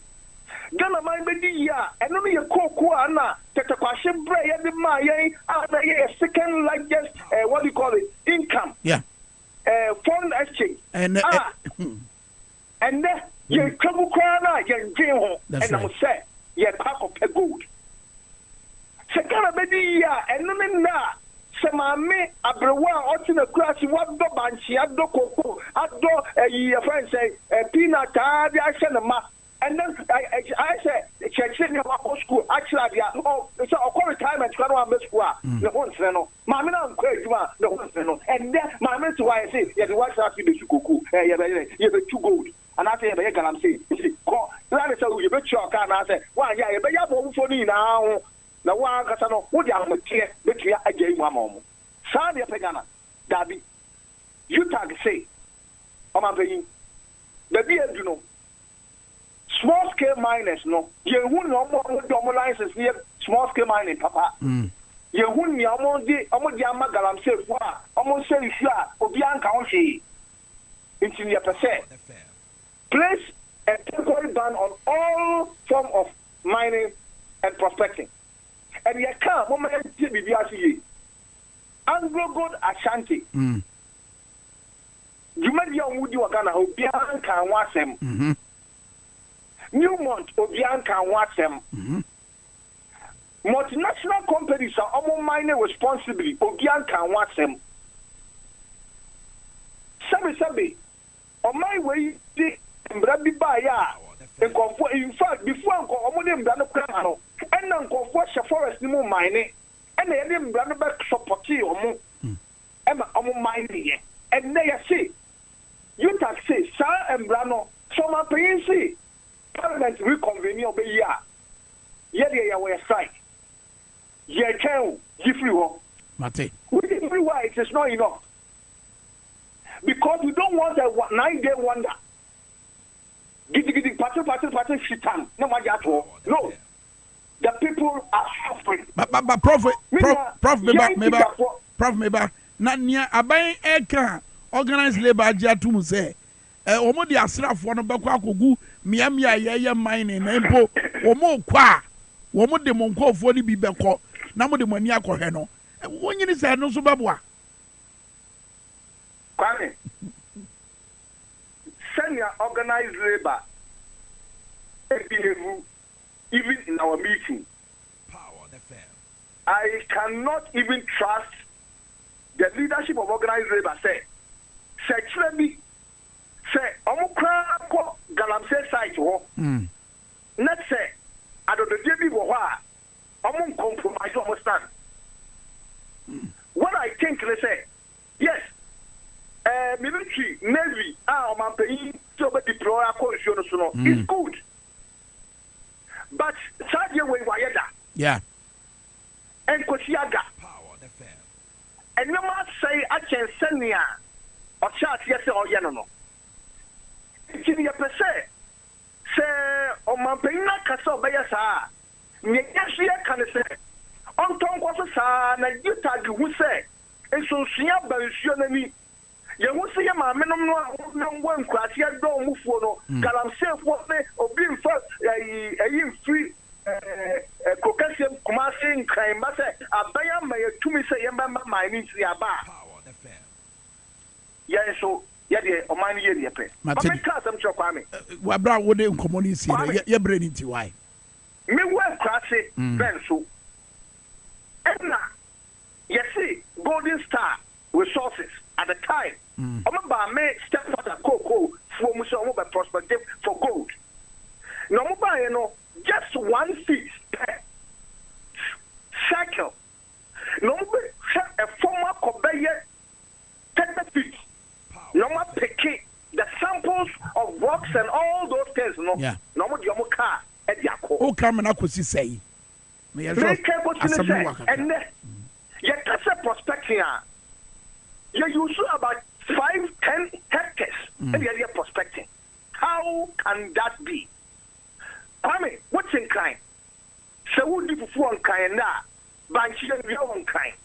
You go and crassy. No credit. A crass now would be mercury. I say assassin.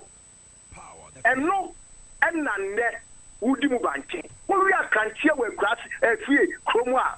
I can't hear if you're crossing one no galam says sure and now yet the abrow. It's a year the beer and no. Our life is threatened. The environment is threatened. And UTAG will continue to be the voice of conscience of this country. We will arise, Ghana youth, for our country, because the nation is on us to make it survive. We are going to tell every Ghanaian to support UTAG on this fight. Because when UTAG fails, as organized labor fails. Oh, point in here clear. That's it. Professor Johannes Disel Arthur, a member of UTAG. Mr. Gumzen, the other chat on that, yes, also. Well, in fact, UTAG, yes, but I'm only praying. We better overcome one weakness on air so that government can capitalize on it. But if I have the opportunity to meet the leaders one-on-one, I will tell them what to do. What weaknesses beyond? Yes.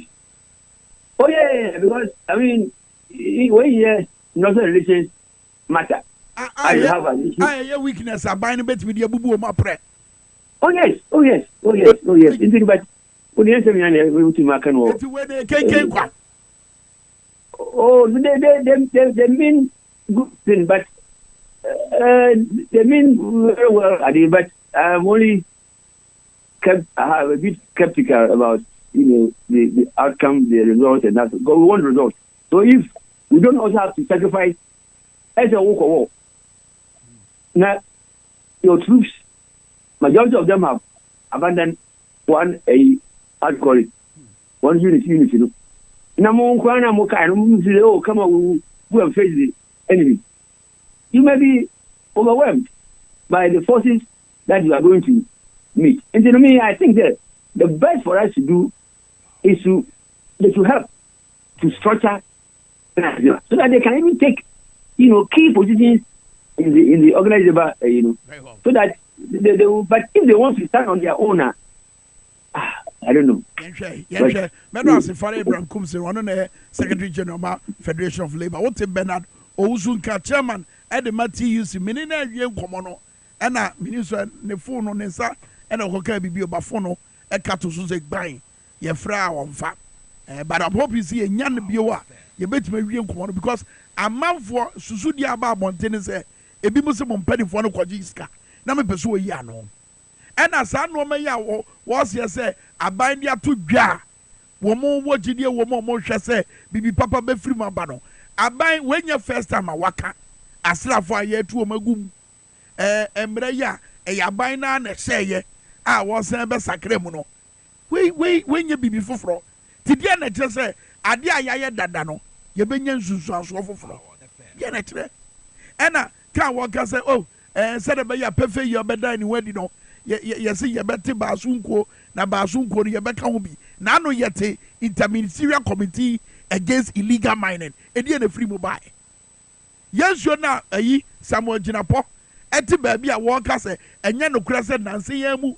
And a honor yet myself, some more video no of a year river and Cobra somewhere in 2016, any river and Cobra somewhere in 2018 as a 2021. Who bet me ya trouble? Who got goes who hey ya? Here's your man for no goes who hey ya. Here's you a gods who a war I have for mantem. Here's your man for what will be a piper. Here's you a pooba. No photo screen is no more. Said your gods who's your city here will be a pipe or gods. Why will show me what gods will be a mere short? Ubedi dance here. and then you go for nyina you quiet nyina all because of galamsey. Nasa Ghana for nyina tamachi. Ghana sunsum tamachi. Na mu nyina brane na mu nko enkosia. Mo ja to baabi. Ebe ka kire se aban ne de no ma bi egu akwan mu. Na mo hwe se be ye adwuma. Enye se omo ogidie se be ye adwuma se ye hwe. We are waiting to see. Ye hwe se be ye adwuma. Think about it. Ebra mo ye se mo be call strike. Mo adwuma ifo ni bia na ye bo mo ntre ha. Mo antima nka ho asem no a. Peter yade we mama ye madom ansan maba obrempon ye bra no kopa. Ye madom mesamo ebra no omo declare say omo nyanya strike no. Wo de hwe omani ama na hwe de we no omo kasa. Hwe omo yobia. Hwe kwan omo fa so de kasa no. Wo de tie. Responsible for lands and natural resources to submit a memorandum for the revocation of the LI to Parliament when it reconvenes on Tuesday, October 15, 2024. The redeployment of the military and other law enforcement agencies to flush out illegal miners from water bodies and forest reserves. The military is now supporting the forest guards of the Forestry Commission to protect the forest. It's okay. So you see, already the abino aka. There's nothing new. When the first time I would say, yeah, 2 asra for egum. I'm on my I'm saying hujuma. When the first time. So idea why you paying? I when your resource papa no. Who could say yeah, we are there? Who said ya kon we are there? Idea we say kwan we am me faso. And then go pay Jerusalem. Me faso dem go pay Taifa. And ye Jerusalem and then dem go pay. Na me da so na sa kwan so a. Obi hu mi on ka so mabodam. Yentie ni obrempon na obrempon be ya de bia maye galamse nti ye kokofo nyina akọ koko bode boka no na yempem wa papa bia e ma koko akuafo no ye kokofo no so galamse ese no na ne koko akuani no ni sika wo benya wo yeso okodwoma say the city e aka minitia wa ye koto aba obrempon ejina magic wo no ho obrempon boy nkomo.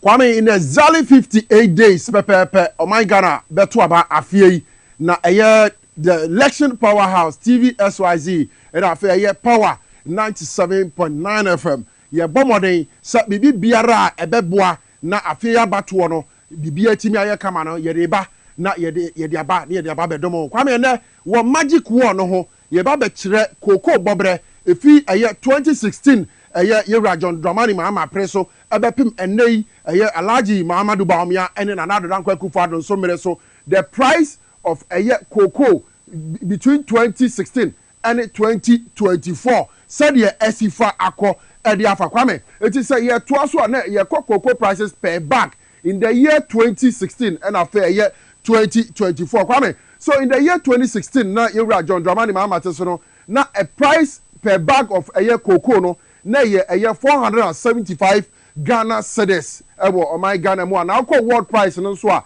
na 783 Ghana cedis na 2016 no mo koton cocoa bag na wo mutimi enya Kwame na obedu 2024 year price of a bag of cocoa edu 3,000 Ghana cedis see am na we dey ka say but akọ world market na a price of cocoa bag no 9,300 Ghana cedis Kwame. Say ye talk so na ye ba na ya ba be kirechirem e wa ha ba bi asesei cocoa price na kwakodu any sika ne kitawa ni e betimi dia ye Kwame. So in 2016 under the leadership of His Excellency John Dramani Mahama, cocoa farmers were paid approximately 70% of the global market price for a bag of cocoa, and they also received free fertilizers, fungicides and insecticides. Today under the leadership of Nana Dankwa Akufo-Addo and Alhaji Bawumia's administration, cocoa farmers are being paid 3,000 Ghana cedis, which is only 30% of the global market price of 9,300. This current administration also does not provide farmers with fertilizers, fungicides, or insecticides. Farmers have to use the 30% payment they receive to purchase this input on their own. Kwame, not just almost purchase in the year 2016 and price per bag of cocoa a year 475 Ghana cedis under His Excellency John Dramani Mahama no na osan ebomodin eme cocoa akuafo fertilizers fungicides insecticides mo display cocoa no so said the beye na emo bi antimi ma so na fertilizer so ebema cocoa na agba kese na ahoden abam no na ni nyina His Excellency at the chow mu free that time no na oma cocoa sika onya no world market no oma akuafo no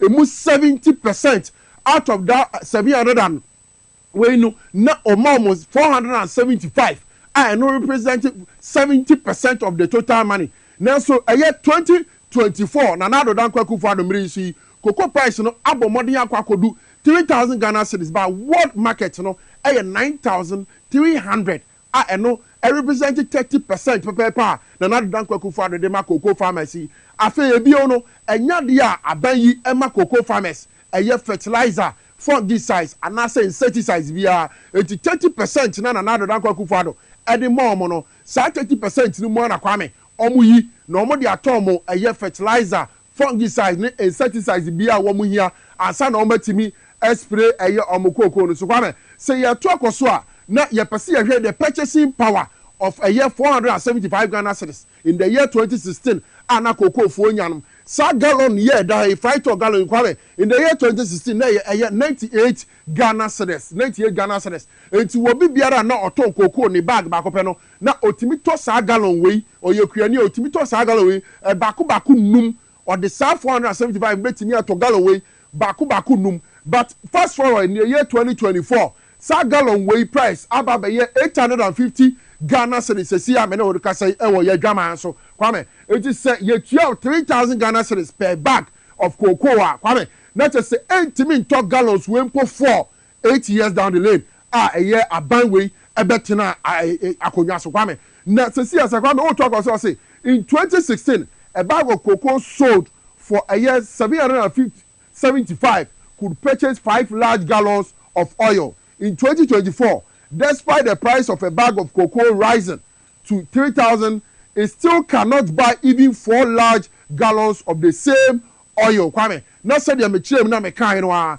entimi nto 3,000 Ghana cedis se ya de ma wa gallon yi entimi nto fompo se gina fa kofie ene ne ha wa yesika no emu aye ha ene sene Kwame ene message fertilizer Kwame ye to also say today farmers struggle to purchase their own fertilizers and fungicides relying on their 30% share of the actual world market price now it's just 30% na His Excellency na do dan kwaku fado edema cocoa akuafo na onu keep 70% of the money no still one more you see say scarcity na omo dey atom fertilizers fungicides and the also the skyrocketing prices of goods have worsened hardships in farming communities say Americafoɔ ɛho kyere wɔm sɛ omo modern na wuru aba bi omo dɔ cocoa no a Kwame say ɛho kyere ɛwɔ hɔ yie pa additionally many farmers are losing their lands due to the increase in illegal mining galamsey in forest areas Kwame say ye nyina ye nim ni aba beto oman Ghana di aba be say oman Ghana kom galamsey ye ya bon de wura akasa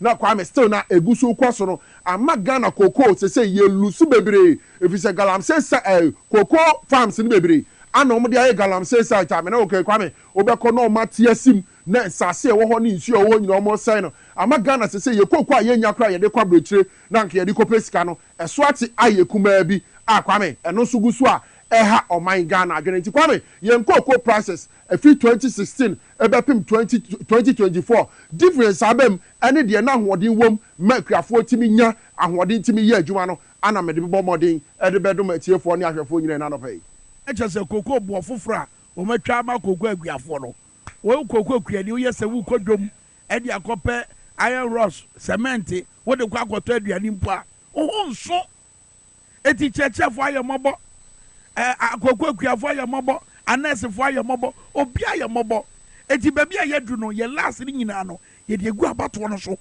so behwe ye so ye Facebook page ni so a ebufu amanfo dan nadi se de amanfo buasi efu ene ni omo kan de afa organized labor jauma jam a okun ye omo ye so omo kun omo se omo nku bio no wo behwe ebufu a amanfo dan nadi a eche se abato no eba no enya gudie eti ni aye tete se easy wambiem a wode ne ho akoto dwumakuo baako so no na printing ballot papers no saa asɛm na ɛbobɔ ba no a eagle eyes ɛne di akyire no so ma nya nsiesie ne ekowie yɛ bɔne a wɔayɛ bɔne bɛto yɛn wɔahwɛ bɔne bi bɛto yɛn ɛne video bi adi ntra sɛ abɔtɔ kɔmisa panyin no a da bi asrafoɔ atwa ne ho akyia no wɔne nam baabi a ɛni sɛ wɔnam baabi a ɛni sɛ yɛhu no ɛna wɔnam eti abufu aba hwɛ na manfo ɔman Ghana nto kyakya Ghana yɛ nyina yɛ paniye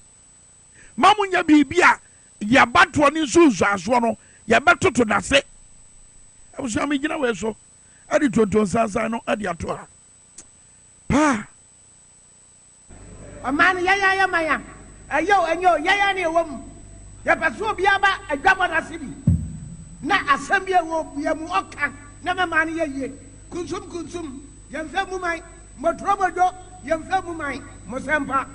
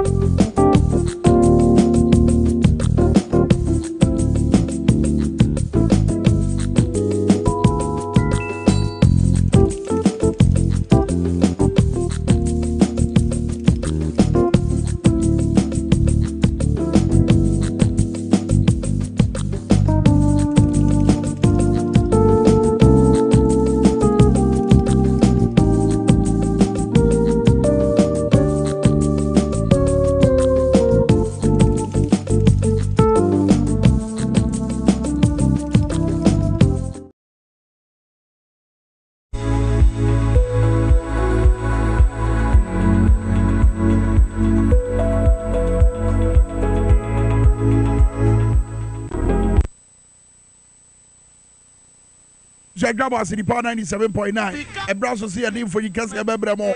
A quick crime to Martin say, stop why? Greedy man. A dufrupe. From Pimuina Yama, the Fuyama. Because of the greedy of another man, Health alert to 7 countries. What banner would you mean? Nasabre, Fichukomo, how? And nam Fichukomo, how? A beya Quincy, dear Cassia, or Brabobu, and no man quay, no man moon today. To an amount of Bromo chances here. Nano Kiki 2 crown by her, Droby or Diaba, a choke ray. Typhoid fever, so the Bonia Bayer, a Quincy, I'm a pomade once. When seven nasa when I want to show no pebbles for in a health alert clinic. And I went to share Chakwa in Krabatano, Bako Medina, Kasua Pokwase, a shaman attack rade. A drada Kosi women diet in us in front of Panonso, Kosia Unebremu no num for health alert was 0242 518893 and 0242 518865. Health alert. You're going to have a Robert Rich traditional Chinese clinic. I'm a Ghana for you now. Where a Sabia Sunonkwa, a year, Akumayadia diabetes, what you know, some liver problems, kidney problems. What about doctor for my being or what? For my 10 years or my being, almost sounds what experience. Yajuma Tumo, we are self and but a Roman Rich traditional Chinese clinic. If you match a Roman Rich Accra, woman Indian High Commission on the DNM from 0546 450 and 0556 121 a Grana Cosi Fiade at Nasi Frianopa 8:30 a.m. Cosi and you Rebremo 4:30 p.m. Saturday, so a year 8:30 a.m. Equasi 2 p.m. Saturdays and Sundays. Not just 7 days of the week in Jumo. Roman Rich traditional Chinese clinic. Common China Kojua Yare. Memen the ya no if you're the year and a Jumadi Kessi Bekoso 11th October 2024. Every Kabi 11th October 2024. Last year, Greater Accra Regional NDC. One more year, Shamukasa and Shamukasa no more, a fundraising ceremony where ye Shama Buabusikano, Yadiakwata, His Excellency John Dramani Mahame Chief, Fisabra Yakasa Fitch, Global Info Analytics, a softenum po much and come some Mahama Mebium Pono, or Biaba Bontia Bekanya Miadrin, Adan Ghana for drinks ready, Sir John Mahama Nesamba, Wabra Yeba Betuaba, December 7, 2024. Notina 11th October 2024 at exactly 6 p.m. Yenina ye Koshia Dan Kasiemu La Royal Beach Hotel, Brofukasa Bamusi the dome of La Royal Beach Hotel. And when Yenina Asia, Yakika and Sase, wa wuyi na wuyi, utu botobia, tumuye, once I wouldn't remember, oh, ya will be a choir bit of Fasoa, with this kind of Fasoba, Jumedia na ya Tinano, at exactly 6 p.m. no, Greater Accra DC. Omatu Omosafre, His Excellency John Dramani Mahama, or Benjamin say NDC running mate for 2024, Professor Nana Jenopokwajima, Mam yo dende, is 1 year 24 grant issues. I say, the woman imagine some more monka. Mam yo dende, yes, Wakasa, Mammy Menkasa, yet in some women's bank, eba, yet in some more 24-hour economy and Namkwaswa, eba. Professor Nana Jenopokwajima, Benjamin say, National Chairman NDC Amanyoko, Ora Johnson, I said, don't get ya, General Mosquito. Wabajumedi say Honorable Fifi Vikwete, General Secretary NDC Amanyoko, Ebajumedi and Professor Joshua Labi, our year campaign manager Obasia, Parliamentary Caucus for Oba, Council of Elders for Oba, former appointees for Oba, former MPs Eba, Oma Yasadatu and Safro Oba, one Kasanka Sansuba, Jumedi and Nasibi Kai, Ebeye Piso, our La Royal Beach Hotel, the Dome, at exactly 6 p.m. A fundraising ceremony. Now we see can over with your money after a year Access Bank account way. A bank needing the Access Bank Ghana PLC. Access Bank Ghana PLC. Account name no and yeah grant ma. Account name here Resetting Ghana. Resetting Ghana. And account number here 100 900 0034237 100-900-0034237. Branch near Castle Road, and I won't show up as all use mobile phone. Now with your me so now send this and simple for mobile phone is here. Now dial star 789 star 3 star 632 hash star 789 star 3 star 632 hash. Kaiser network bia uosubiano ubeti ya manisika di ato for 20 minutes di akotai His Excellency John Mahama ne Professor Nana Jenny NDC chi said ba yankunim die no ebe baba bia edu die masa obi aka hwe yentie NDC na eko John Mahama na eko. Friend numbers is 0545 542 994 and a 0244 267 765 and a 0244 670 and Nafi 0244 081358. Kaise a fundraising Kasia Kosochina on the 11th of October 2024. Ewo La Royal Beach Hotel, the Dome. Yenina ye basse, na unso to ye day. Brasian yenina yanka and sase, na ye more campaign. Sabre, Agia said you was ya Siwano and Eddie and Chain Gray, Eddie and Coangra Taneka. I Kwame some na. I say when himself and himself me just a boy pussy ya. Young would ya we and no and that graphic at Tabrinica crackers a quay mano. A quay money said yes or the other. And there's a demonstration about so and Canyadia. Daily graphic ever cut a home a year assembia their coursoa and conquerors and uncle or say organized labor resistance galamsey strike.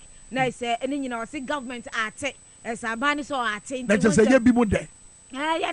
People that say yet a corner year quintia gadam saying Ghana for moon no two more money are getting in a mucho ye Namu baby or mufriba. Ura Joshua and Samson Fonida.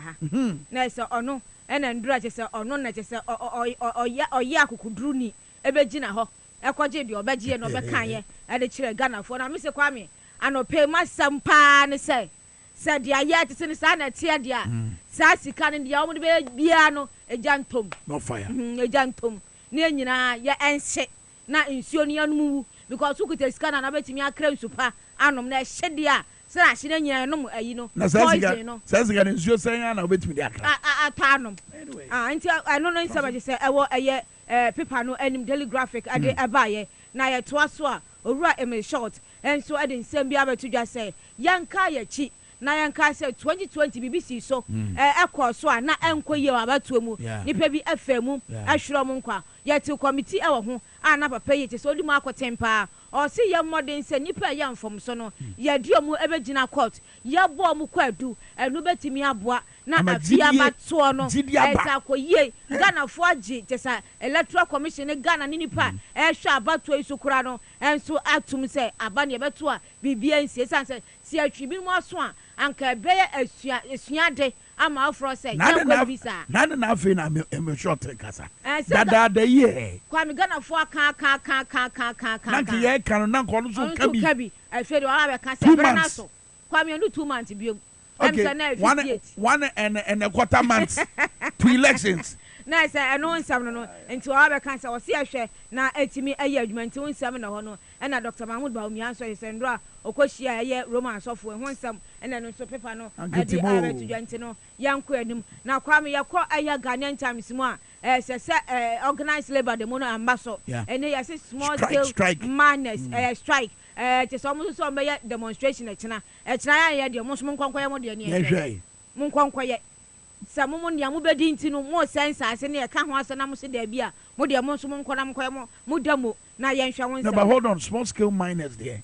Somebody more to me crata, and only 2 mining, maybe only 2 from a good year. It's your money wine echo. Because Yanni illegal miners and I'm also most of the Amaquine. Mosumu to me crata. Mobile yet, said ye. And to Muni and Nasha Quine, Muno saying so Mumu. Some of we are responsible small miners. More yet irresponsible, no ayano, Munuma Juana. Good question. Mahu. And to one someone I say, Pano device, after I say, baomia akọ inspector just STEM academy project bi nti won sam so ho and afi say eye sadia ensam na kọ na ban say fedie oni military no aka aboma omo hwe say sa niema basa ekọ so fam we ye bibi fufuro ya ye we pen ya ti abre ema no be wie payers ema no be bedan when di say asrafo no mom ena ebo illegal miners home buying nti won sam no ena pepa no adi abakwa me na say ensam na say no a ena ensam no anso na say eye Kowakrata Chronicle edi ebetu dwa ena afi wo hwe te say the new republic ono so ba amane say ne no said anka o say ye treaty nsu na ye kama na etimi no ne no poison mom ena ye no obi say hona ena betua prize de menu mienu nyina de ye nkwa ena etua nti o say hwe na ye hu bibi na etimi bo anti wonsam ena isa no pe nsam no nyina no Kwame anu ani ma me ngina we hwe nti na ye makwa na dwumadi fufuro so ento aso ekwe wa ya de me da say wa be boa ya no pay de da obon krata ne kan no enche bia beti nana ya janto anka oh yeah she's a patriot odo my Ghana dana koma so Ghana say nkomo yi the organized labor aye e betra so bobo ho apensem mu ano pay me kan say ko Solar Natural Clinic ya set up a doctor for nim de for abin for o mine do makoma so ene yade bia o de beba bia bedi hujuma say ye kidney yade say ye liver ho sensem say ye eba wo hwehwe a wunya ba ene akato abrabo so so wo de wa wo de ne ya loko no credo na yade atum no a doctor for ye credo o mo ki no o mbebie wa idima so how onan na hono atatai sa woman bo say kofo man here bra Solar Natural Clinic a doctor for my paye crado o me show kama from CC was 055 393 2631 055 393 2631 Solar Natural Clinic also quality first and ya wa de bra so ma me call True West na ye ni nkomo bi every was CC doc abet na say Doc come at the idea, take it, say, yeah, we go down. That's a bro, yeah. Where's the Kakoko? When you're dear, your fat papa swore a 2 year. Not Galam said, no, to be a Galam said, yeah, don't not say, Yamiado, Galam said, dear, and the Yadia would walk back a kum for then a more coa, where Jatwo. Dog, I didn't True West woman. Mamina was say and nano pay na me fa and Chelston con in free True Worth Pharmaceutical Company Limited. Emma Ghana this year more shayin ewo TV XYZ any more muti ewo Power FM so True Worth Company Limited ye Indian company ya so ye kese no ewo India. Abibia aya na ye kache ya hwefo se ye India hama na ya keka bom e de ye ahabanura True Worth Company ya so ye di esa nyare na enyare ahodo a yesa ewo True Worth Company no edoso esense nye obia ene betumi aba ya so ye hono munti no ye nuro no ya to apete Ghana afana nyina leading pharmacy herbal shops drugstores any baby a yeton enrobia enti wadaro ma ye de enkasa ye no eba wie ya mede ahomatrofo ne betudwa fana free wo yare no ebia na baby a wo no unni akra hanoma ubetimi aba ya so ye ho a baby a wo ye bebo modin na ya cho baby a ubenye ye aduro ni bi ato ananso mpo se wo se ye ne delivery ema wo nsaka na ya hwe ama wo nsatumi aka esan se yare edi enya pa ewo omega na mu ye nyare enuru ahodo a ye de aba no enyare no medika ka cho se edoso na mum yare a abribia mekasafa ho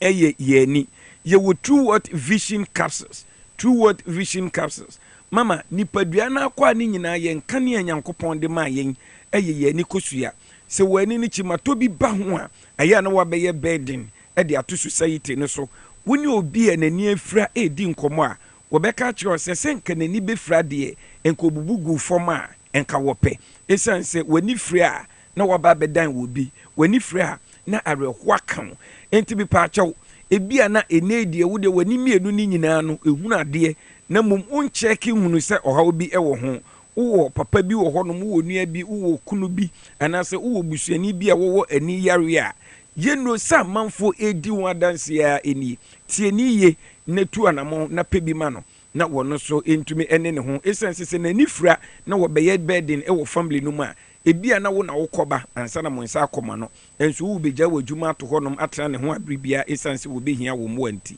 me patcho wako hospital na doctor akacho se wanya glaucoma ana pressure aba wani kosua no so a pressure bo wani no so a ensunsanso a uhunu ni bi ni wani no eye kokko esu yo hene na wo pesa epurunsuo wo hwa ade a uhunu ble e wo ho na wani no esu ayo wisi ade ben wo a uhunu e wo akiri nsuo uhunu obi wo ho a ade sta na esuma duru no kra wo hwa ade a wo uhunu obi wo wo de sori kete so anopa na yese intintan e wo nani so uyi obi a uhunu sa ohaw ni nyina na ebo nka yese wanya glaucoma anase pressure no ebi ene wanya na wontu anamon a pressure no kwa akosai intini kese bi a e connect wani no eba wadwen mu domboa ema hunu ade a broni fra ne optic nerve senia optic nerve no edomboa ma hunu ade no ehu tochima ema senia usi hunu ade no eba fom enkakran na wontu anamon a wani ni eba befra kra entena se ema wani no emfra abra eneyi true worth yadi Indian fo do papa ebo adwuma amansan edi ho adanse no edi aba oh my Ghana mu na obi a ete esi wani so ne broni fra ne cataract no me paacho unim obi a ete esi nani so a na dro eye true worth vision capsules se ete no afi na ashase efifi ana adru stage mpo a ye kwa your surgery anase operation me pacho bomodi ase ubetu anamon na ubepe true worth pharmaceutical company ye dura ye friend true worth vision capsules no ubepe bi na afi eyi ete no en kobre ete na ase eyi adwuma wo nipadua no wo mojanum esiesiu ama ne atochima akofa ani problem de aba ni nyina no eyi ni nyina efi honom ema wasomu ejo enti mama me pacho me de ye number no tudwa 0558 724 302 0558 724 302 0558 724 302 and 059 558 2628 059 558 2628 na anidie mu a yesan so ewo aduro wo ho a eyema mu amonya entinimu yare na obi be yede yehu se wonya entinimu yare me paacho wonya entinimu yare na ema onsa ye otititi wonan eye otititi ewo ho na yese ade bi ewo onamu anase ade bi ewo me paacho uyi obi a unya sansunsanso na eno bo wo nka yese wonya entinimu yare no egu ahodo na enu timi domboa ema woye mre ewo keteso esanse yembema no dompe bia enim ni nyina eye entini ena entini kro yayi enu ne ma wo bi sisi eye ne ya etweba ne to ase besi ne nase ne ayeka ne siateka no wo nyare we nyina ye wo Indian fo aduo papa ye fra ne nerve alive bomodian ma wonsa enka sa aduro ni bi na afi enyo haw ni nyina emfiri honom na Ghana fo binum a wo mo anum ye no ni bi no mama wo mu gusu a wo mu edi adanse yenko na yenkoje adanse die emra Riti Truwet wo Hot FM na me di achiko Madina. Wana nge dru kaka na yeto ne hospital nti ya woro ko hospital mu na nya mema ko hu wo ho no. Na wo so woro mu nkonya bi. Me ko ye no na joint fault ni bi na me ko akope. Me ko ye ni bebe me ko nya ye. Ni stem cells nyina e no ma me ni otesi meni. Ni abana ya chiro no ya Arabic na me ka tire madam say we di Arabic me to me kan e no so be hwa ma me no ma me vision care no bi ampa me be no ye no tu ya bi na me no wie ye no se si apani kitikiti nkura be to me sna ti obia nkoto won nkoto nsua won bi sa doctor da na ya isa no owo no won mu ko nya treatment na aka no kan mpacho friend Victoria Donko mpacho ne ye mani ene ha me ya me wususu afi nso me hwa ade nso a ha me puru nsuo enti me koto eyi enidie no mpacho ai mpacho ma numu miensa na do se mi numu nsia 6 enti ma numu 3 aka 3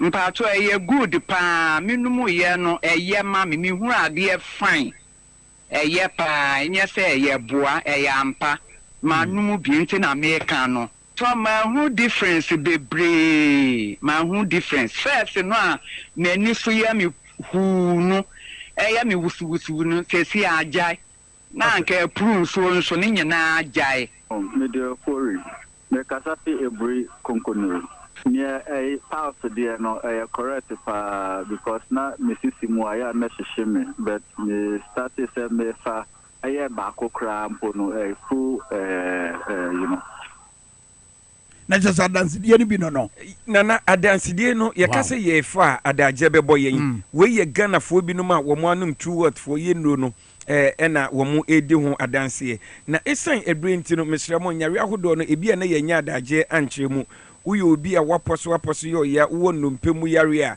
ye wo joint forties wo honom obi a honam tutuo ni sasabro ukotodwe emu tutuo so ye driver ni so ye dwadini anasa dwuma bi a wo ye bi enu anwumre na wabubu wo hojo mepacho obi akonya nkonhia unya joint forties ni bi a ebeboa no enye painkiller na momni akofa ya no de aba ukotodwe mu cartilage ne waposo a ama wote ya no ebekọ akosiesie ni nyina ama wasomo atimi adwo afi ye papa no ma muwo prostate no ye wo prostate liver draw ho a eno so eyema prostate cancer anase prostate enlargement ena afi ye wo lady for ho a eno so eye emadru obi a wanya hypertension obi a stroke aka na to ho no masiche yare obi a waye kese abro so ye wo kokodi enso ho obi a wanya enamu yare eni enu ahodo na ye wo active core cleanser so a ekukuru nipadua no mu enti ebrenti ye nya adaje ankyere oyare no mu a na eno nkyere se ye ni waduro ewo honom obi a onim India fu aduro de onim se ebo adwuma papa ye de yenkasa ye ba wiye na ye sori adwuma de no so no mepacho ye bie apomdia so ye kase ewo adenta housing down udu adenta housing down wa biso obi ase ope loto kiosk udu loto kiosk ho no ma frɛ ye number no ye be mani pa be fa na ode wa ba ya so ho uba your doctor se kukudama wo mu ebenya ho tobo ase na afi wo mu ahwe wo ye number ni 0558 724 302 0558 724 302 and 059 558 2628 059 558 2628 nana enano pay ye beda Ghana mine as yes that's a true word for and said you must me ya do ma on the 26th me invite ye ko mampon free ye ko ware oh edi ye ba enti me chiama aso no ya mo asante mampon yo eni mampon fo en se no ye ba wai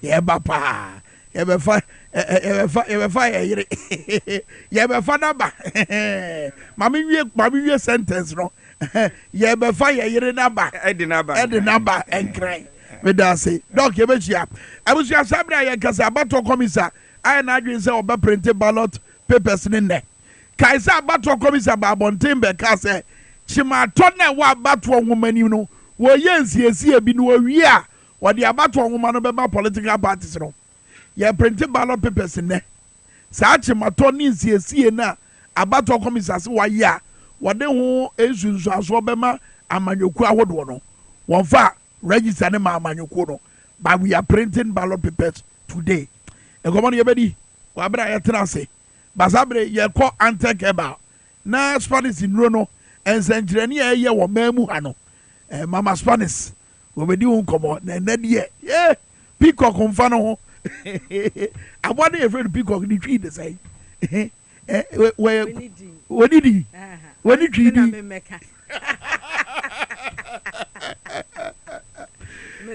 ahima sa juana say yo ado pa chon so nyame na dar ma ho fe na adware o say ata na efe pa abrofo ndadi e sami de the way address the as the hotel communication ministry say na ma shada information ministry bi so mo dress say na eti o mo kasa e wo mamu ha eti na me dress say no matie me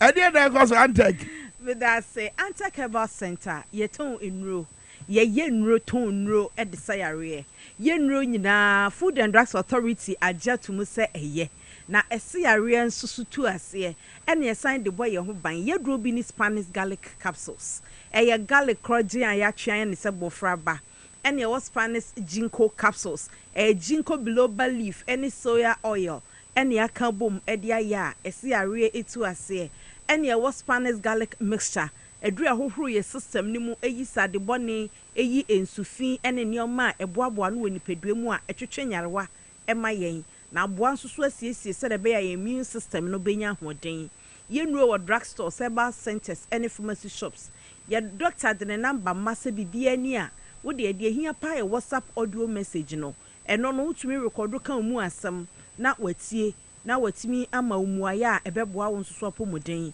your number your demand is 0266 114111 0266 114111 and number of right me call nemum ka WhatsApp message ni here de bia me catch us or drive it or behwema obedidi obekọ factory ni ade enti ana call fa no ye den nemum ne leisure time bi obenye bi okokohwe audio messages and say WhatsApp messages a e wo phone say anadwo da suom kra no wada ma ni ate a otumi hwe no ama omuaye nso sori a na wahunu na aboa enti WhatsApp no me gidi say no beboa ye nyina ma obi anya ne muaye a wo hia odofo ye dry a friend is Spanish garlic mixture adro yiye adro no ye eye pa saw your ba anaw your bema wudidi na wonom na hono galamse enso ya mafo nom tapi ozo num bi eja ebro ewo ni paduam sa bro no ena ni padua ne mpen ye system ne mpe se beginam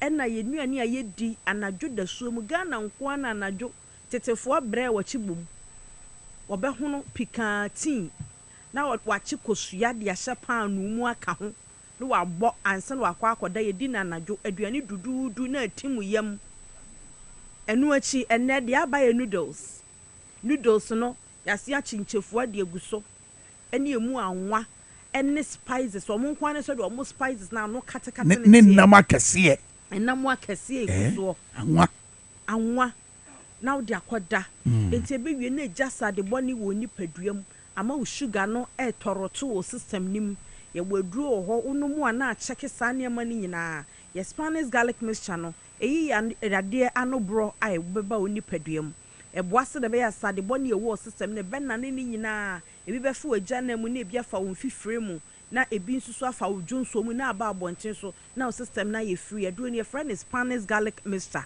eno na ne to ano to abun se garlic eda ho ena nka atwade nso da ho odofo aduro ni ye papa uyo ba uyo be ma na wutie mi na wo pa ahoden apomuden a awose o ma aduro yi ben wo ya mitufu se mi nuanum nkuma na afi na modu mu 20s no se si e dia sa wo da sori a prepre wani be ba wo so no na de wiwi ni ejeje na afimfam ba ho odofo misraw mi wani na sa mire no ye wo ho aduro sanse ye aduro no ofri 12 years obi atimi numbi ade so penfo do ma abofra no fo ene oba wo ma friends akwada woni 12 years ye ni ayaka no de wo no mu a wo de ye wo ho ye wo to ye wo ho aduro ebia na wo gene 90 so obi gene no 50 years kra hu na no look younger wo gene de wan hwe yi a 20 years obi hu obefro uncle obefro da to say Israeli gene bi no wenyi gas we di 18 na anu di 50 yes wenyi bi a look younger oboyo mope Bobby like 14 fo ni nyina ne nam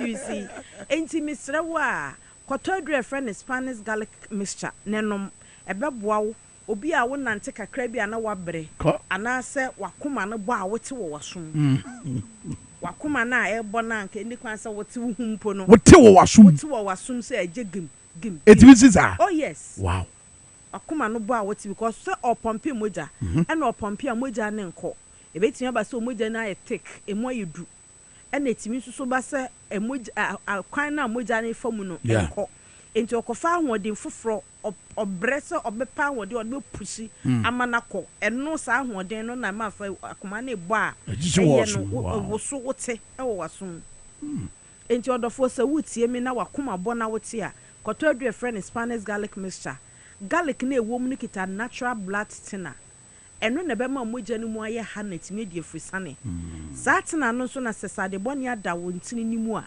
ebe nane no afiri hɔ nom so ni penta bi adi nkɔmɔ ɔbɛkyerɛw deɛ tena ɛyɛ saa pɛpɛpɛ na blood thinness na sɛ bi obi nya blood pressure anaso obi pia yɛde ma no ɛma blood thinness na bɛyɛ mogya no bɛtumi aflow yie nyankopɔn de bi agu garlic mu ya kura garlic na ho ɔde ne yie ɛne yɛde Spanish garlic mixture enti wo no mu a ɛyɛ sɛ adwuma na naturally ɛwɔ nipadua mu na deɛ ɛyɛ wɔ ho ne sɛ ɛyɛ we natural enti ɛma mogya no mu yɛ ha na yi kwan nim sɛdeɛ ɛbɛyɛ a system na nkasa bɛ regulate ne ho na mogya no mu nyɛ dubio ɛna yɛwɔ artificial blood thinner so a ɔbɛnom a ɛduro no yɛ na ho na adwuma wie pɛ na ase akɔnɛte biada da nim nti da biara gye sɛ wofa ɛne yɛwɔ natural a ɛbɛhili ama wase akɔ te biada da nim ɛno ne yɛfrɛ no Spanish garlic mixture ɔdɔfoɔ no maduro bi no amafo edi ho adanseɛ no ɔmo dɔɔso na sɛ ɔmogya no mu yɛ du anaasɛ akwan ne sisi ne ntimi ni afrisane a ɛno na woyɛ ɔbaa brɛbɛ so sɛ wɔsɛ wobu wɔ nsa no bra dodo a wɔsɛ epia abɔnten ne ntimi mma na aka nti next month sɛ dada na ɛka mu no epie ansa nti bo sɛ omenses start aba bia ni tum ebi kura hɔ a ɛpropro instead sɛ bɛba liquid form no wo deɛ no asɛ no ɛhyɛ da nyɛ blood asa ayɛ sɛ ɛpropro mesrɛ wo a sɛ woyɛ ɔbaa na wotie mi a ɛma yɛ mu hyehyɛ bebree kɔtɔ Spanish garlic mixture do no binom ɛbɛma system ni mu ada hɔ enti edu bra a ɛwɔ sɛ obra ne pia na apie kama ɛna sɛ wotie mi nso na ebi akɔ kɛtɛ so a wontumi na ɛbra wada no ɛwɔ sɛ wo saa na obrɛboɔ o kidney no liver no ni nyinaa adwuma a wɔn yɛ no wɔn relax na wɔn yɛ ne bɔkɔɔ nti na ɛsɛ wokɔ akɔda a menni aduane emu odu bebree no because ɛnyɛ adwuma te sɛ normally wonam a ne nyinaa yɛ adwuma no nti saa mmerɛ no nso na ɛsan sɛ system no ahoɔden a ɔde yɛ adwuma no nyinaa bɛbra nti no ɛwɔ sɛ akoma no mogya nso a wɔpɔmpe no ɛno nso so bɛkɔ fam na sɛ eduru saa mpɛmpɛnsoɔ no na sɛ kwan no mu asie na entimi nkɔ a na ama ntini na ɛwɔ sɛ ɛyɛ saa adwuma agyi mogya no bɔkɔ a afei ahoɔden ne ntimi mma yie no na ma emu bɛtwetwe ade bɛkye na honam nyinaa yɛ ɔyɛ ase yaboro enti na obi wɔ hɔ da sɔre da bi a na ɔcomplain memu machi mesisi kɔtɔ Spanish garlic mixture do no bi nenom na ɛbɛboa wo ɛna sɛ obra saa na enya mogya dodo a ɛwɔ sɛ sone na ɛfa wo nipadua no mu a ɛno no na ma na hoɔden wo saa na nkasa na hoɔden te kɔfam saa yi nso galamsey nso adi kan asɛe no o kidney no galamsey adi kan ho no ɛna wo soso wo a o ma ne mogya dodo ɔde bɛyɛ n'adwuma na kyerɛ sɛ wo de ayɛ double salansa kɔtɔ yɛ aduro ni binom sɛdeɛ mogya no bɛdi afrisane no bɛkɔ yie ti ɛbɛma saa na nya mogya dodo ɛno nti na wo hɔ a na wo nase ataita ne sɛ saa no ntimi nya n'adwuma yie ɛnsɔ ne mogya no so yie a ɛbɛma sɛdeɛ wo kan ne dima wo hɔ a na nase ataita ntimi ma waduru a ɛbɛma mogya no timi akɔ saa no mu yie na saa na timi ayɛ n'adwuma na yi idima na afiri hɔ nom wo a wo tena se na nase ataita no ɛna afei so obi wɔ hɔ nom a ɛwɔ hɔ asa ananse akye no ɛhɔ asa n'ani so abiri no ɛhɔ asa wiase adane ne foforɔ mesrɛ wo a stroke ɛbɔ wo nkae yɛ mo hu aduru wɔ hɔ yɛfrɛ no Spanish garlic mixture onom a ɛbɛboa ama wakoma na entimi nya adwuma yie entini na emu asi na emogya ne ntimi nkwa adwene ne mu sɛdeɛ sɛsɛ ɛkɔ no a ɛwɔ hɔ a na abɔ obirim ɛwɔ a na ashort kra ɛnkɔ ɛnna ya na ɛyɛ wo saa no na afei kwahiahia no na ɛho kakra bi atimi abie wanhwɛ yi a dakora ntimi ankɔ no na abu wahwɛ ahwɛ no wantimi asɔre anyina wo na so bio ana bɛsɔre nso a na wo fa adwo ɔdɔfoɔ kɔtɔ aduru ɛfrɛ no Spanish garlic mixture ne nom ɛbɛyi ɔhaw no afiri hɔ maka kyerɛ ɔdada ɔhaw baako pɛ bɛtumi aba wo system mu sɛ ɛyɛ sadebɔne no na akɔ so bad cholesterol no sɛ wanhwɛ anyɛ ho adwuma a ɔbɛrima kora ntimi nsɔre wanhwɛ anyɛ ho adwuma a ɛbɛka wo menses wanhwɛ anyɛ ho adwuma a ɔkɔ kɛtɛ so kora wontumi nna ɛyɛ ɔhaw baako pɛ ɛna ɛwɔ system no mu a akɔ so saa nneɛma no nyinaa mema waduro aduro a mede ma wo no bɛboa wo sɛdeɛ ɛbɛyɛ a ɛbɛyi afiri hɔ na nsunsuansoɔ bebrebe a mentimi kora nka ne nyinaa sɛsie a no wobɛyi afiri hɔ yɛn nea yɛ Spanish ginkgo capsules yɛduro no yɛ ɛboa sɛ ɛbɛyɛ a wadwene bɛyɛ adwuma ɛbɛyɛ sharp wobɛka yɛ adeɛ ntam enti kɔ baabi ɛtɔn aduro bi asɛ wopɛ Spanish fofoɔ wɔn mo ginkgo capsules na daka no yɛ green ginkgo biloba haban no yɛadorɔdorɔ ɛne yɛde atoto ho ɔdɔfoɔ wo no mu adeɛ yɛ ama wo ni ɛma wo screen na yɛ fam obi wɔ hɔ no ma onyi ne kura nso hwɛ ne nsa akyi sɛ yɛ aponopono party sɛ abrewa na sa akokora sɛ wotie me na wɔ saa wɔ ha no bi a kɔtɔ Spanish Ginkgo capsules na aduro na adwuma nkasa ɛyɛ nie ɛyɛ adwene aduane ebi adwene mu ma wo memory no emu bi ɛda hɔ sɛ de bɛyɛ obetumi akae adeɛ na wososo wode abɔ wo bra ɛna obi a wonyini anaasɛ wonya dementia ɛwɔ hɔ a na ne werɛ fi ne ho na obi arɛ ho sɛm a no wɔka wɔse ne papa ɔma hwɛ no ɔmu nhu no ɔte yɛ a yɛsɛ nka obi kura ɛhyɛ ne tae so ɛbɛyifoɔ wayera wapie akɔ kurom ɔse aba fie no wayera kwan ne werɛ fi ne ho yɛfrɛ no dementia kɔtɔ aduro ma ne frɛ ne Spanish Ginkgo capsules ɛbɛkorakora adwene no ama wasen tie si ne kwan apa ɛna ɛwɔ property a ade a ahono ɛma ne jojo yɛfrɛ no anti-inflammatory properties esiesie no sɛdeɛ ɛbɛyɛ a ade bi ahono ntu yɛ ɔbɛma a wobɛbɔ prostate ho ban kɔtɔ Spanish Ginkgo capsules na nom sɛ yɛka kyerɛ so prostate nso yɛ enlarged a na ɔkɔtɔ Spanish Ginkgo capsules no na aboa na adwodwo no saa nso na ayɛ ɔbaa ebia na awoɔ kora ɛma yi tubes bi na ahono kɔtɔ Spanish Ginkgo capsules ɛbɛboa siesie wo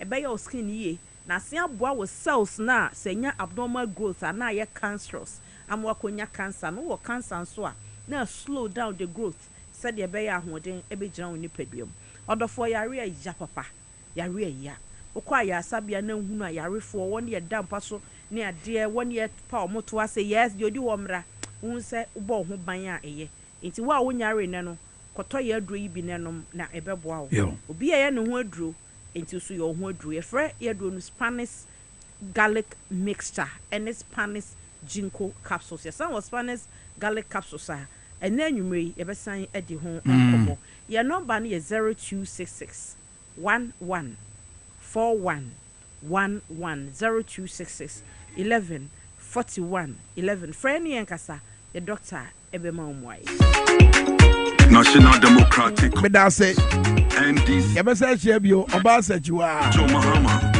ɛbɛra so ɔman no tenase ano no wɔ DwaboAse ɛwɔ Power 97.9 yɛpɛ sɛ yɛma no nya nteteɛ papa nti na ano yɛ na Madam Time Bomb bɛka kyerɛ sɛ Let's Talk Education Consult ɛwɔ na bɛdi aboa yɛ ma no nti yɛde yɛma no nyinaa kɔ saa sukuu no mu sɛde bɛyɛ a ɔmbɛnya nteteɛ papa ɛti ɔba no fa no bra na ɔnya fapem papa ɛbɛboa ama ne mpɛni yɔ no ɛtumi awie pɛyɛ hwɛ Let's Talk Education Consult de kyerɛ kwan ɛwɔ Teshinungu Estate Mango Street from 0249 069 821 0249 069 821 ɛnɛ nyame nkyɛdeɛ finally masɛ hu ne biao ɛmpaya na mebɔ sɛ mɛhyia nansa ne yɛato aba no I think sɛ ɛnɛ ne the appointed time ɛna ɛnɛ nso nyanwa wɔ sɛ ne kɔmadeɛ ɛbɔ no no yesu mmerɛ mu dua no ebom sɛ kama maame nya nto akɔ aba na mepɛ sɛ wofa waba deɛ ne waba baasa deɛ de nkɔmmɔ no bɛhyehyɛ so no ma menna ne me hɔ na mentɔ nnoɔma kakraa bi meba a yɛtoa nkɔmmɔ no so wɔ tv so yɛbɛsiɛ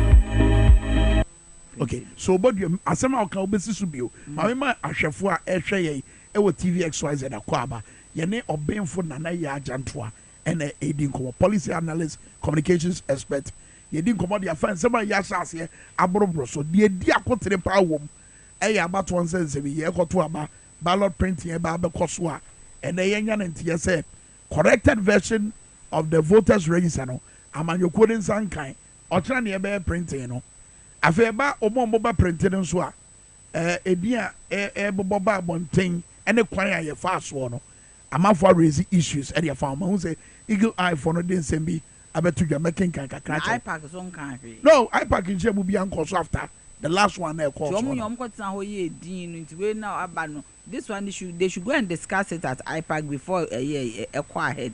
I mean, EC cannot do what. But it's going ahead tomorrow. No, the notice of polls, no my. Okay, the dama ni letter a free about to come out.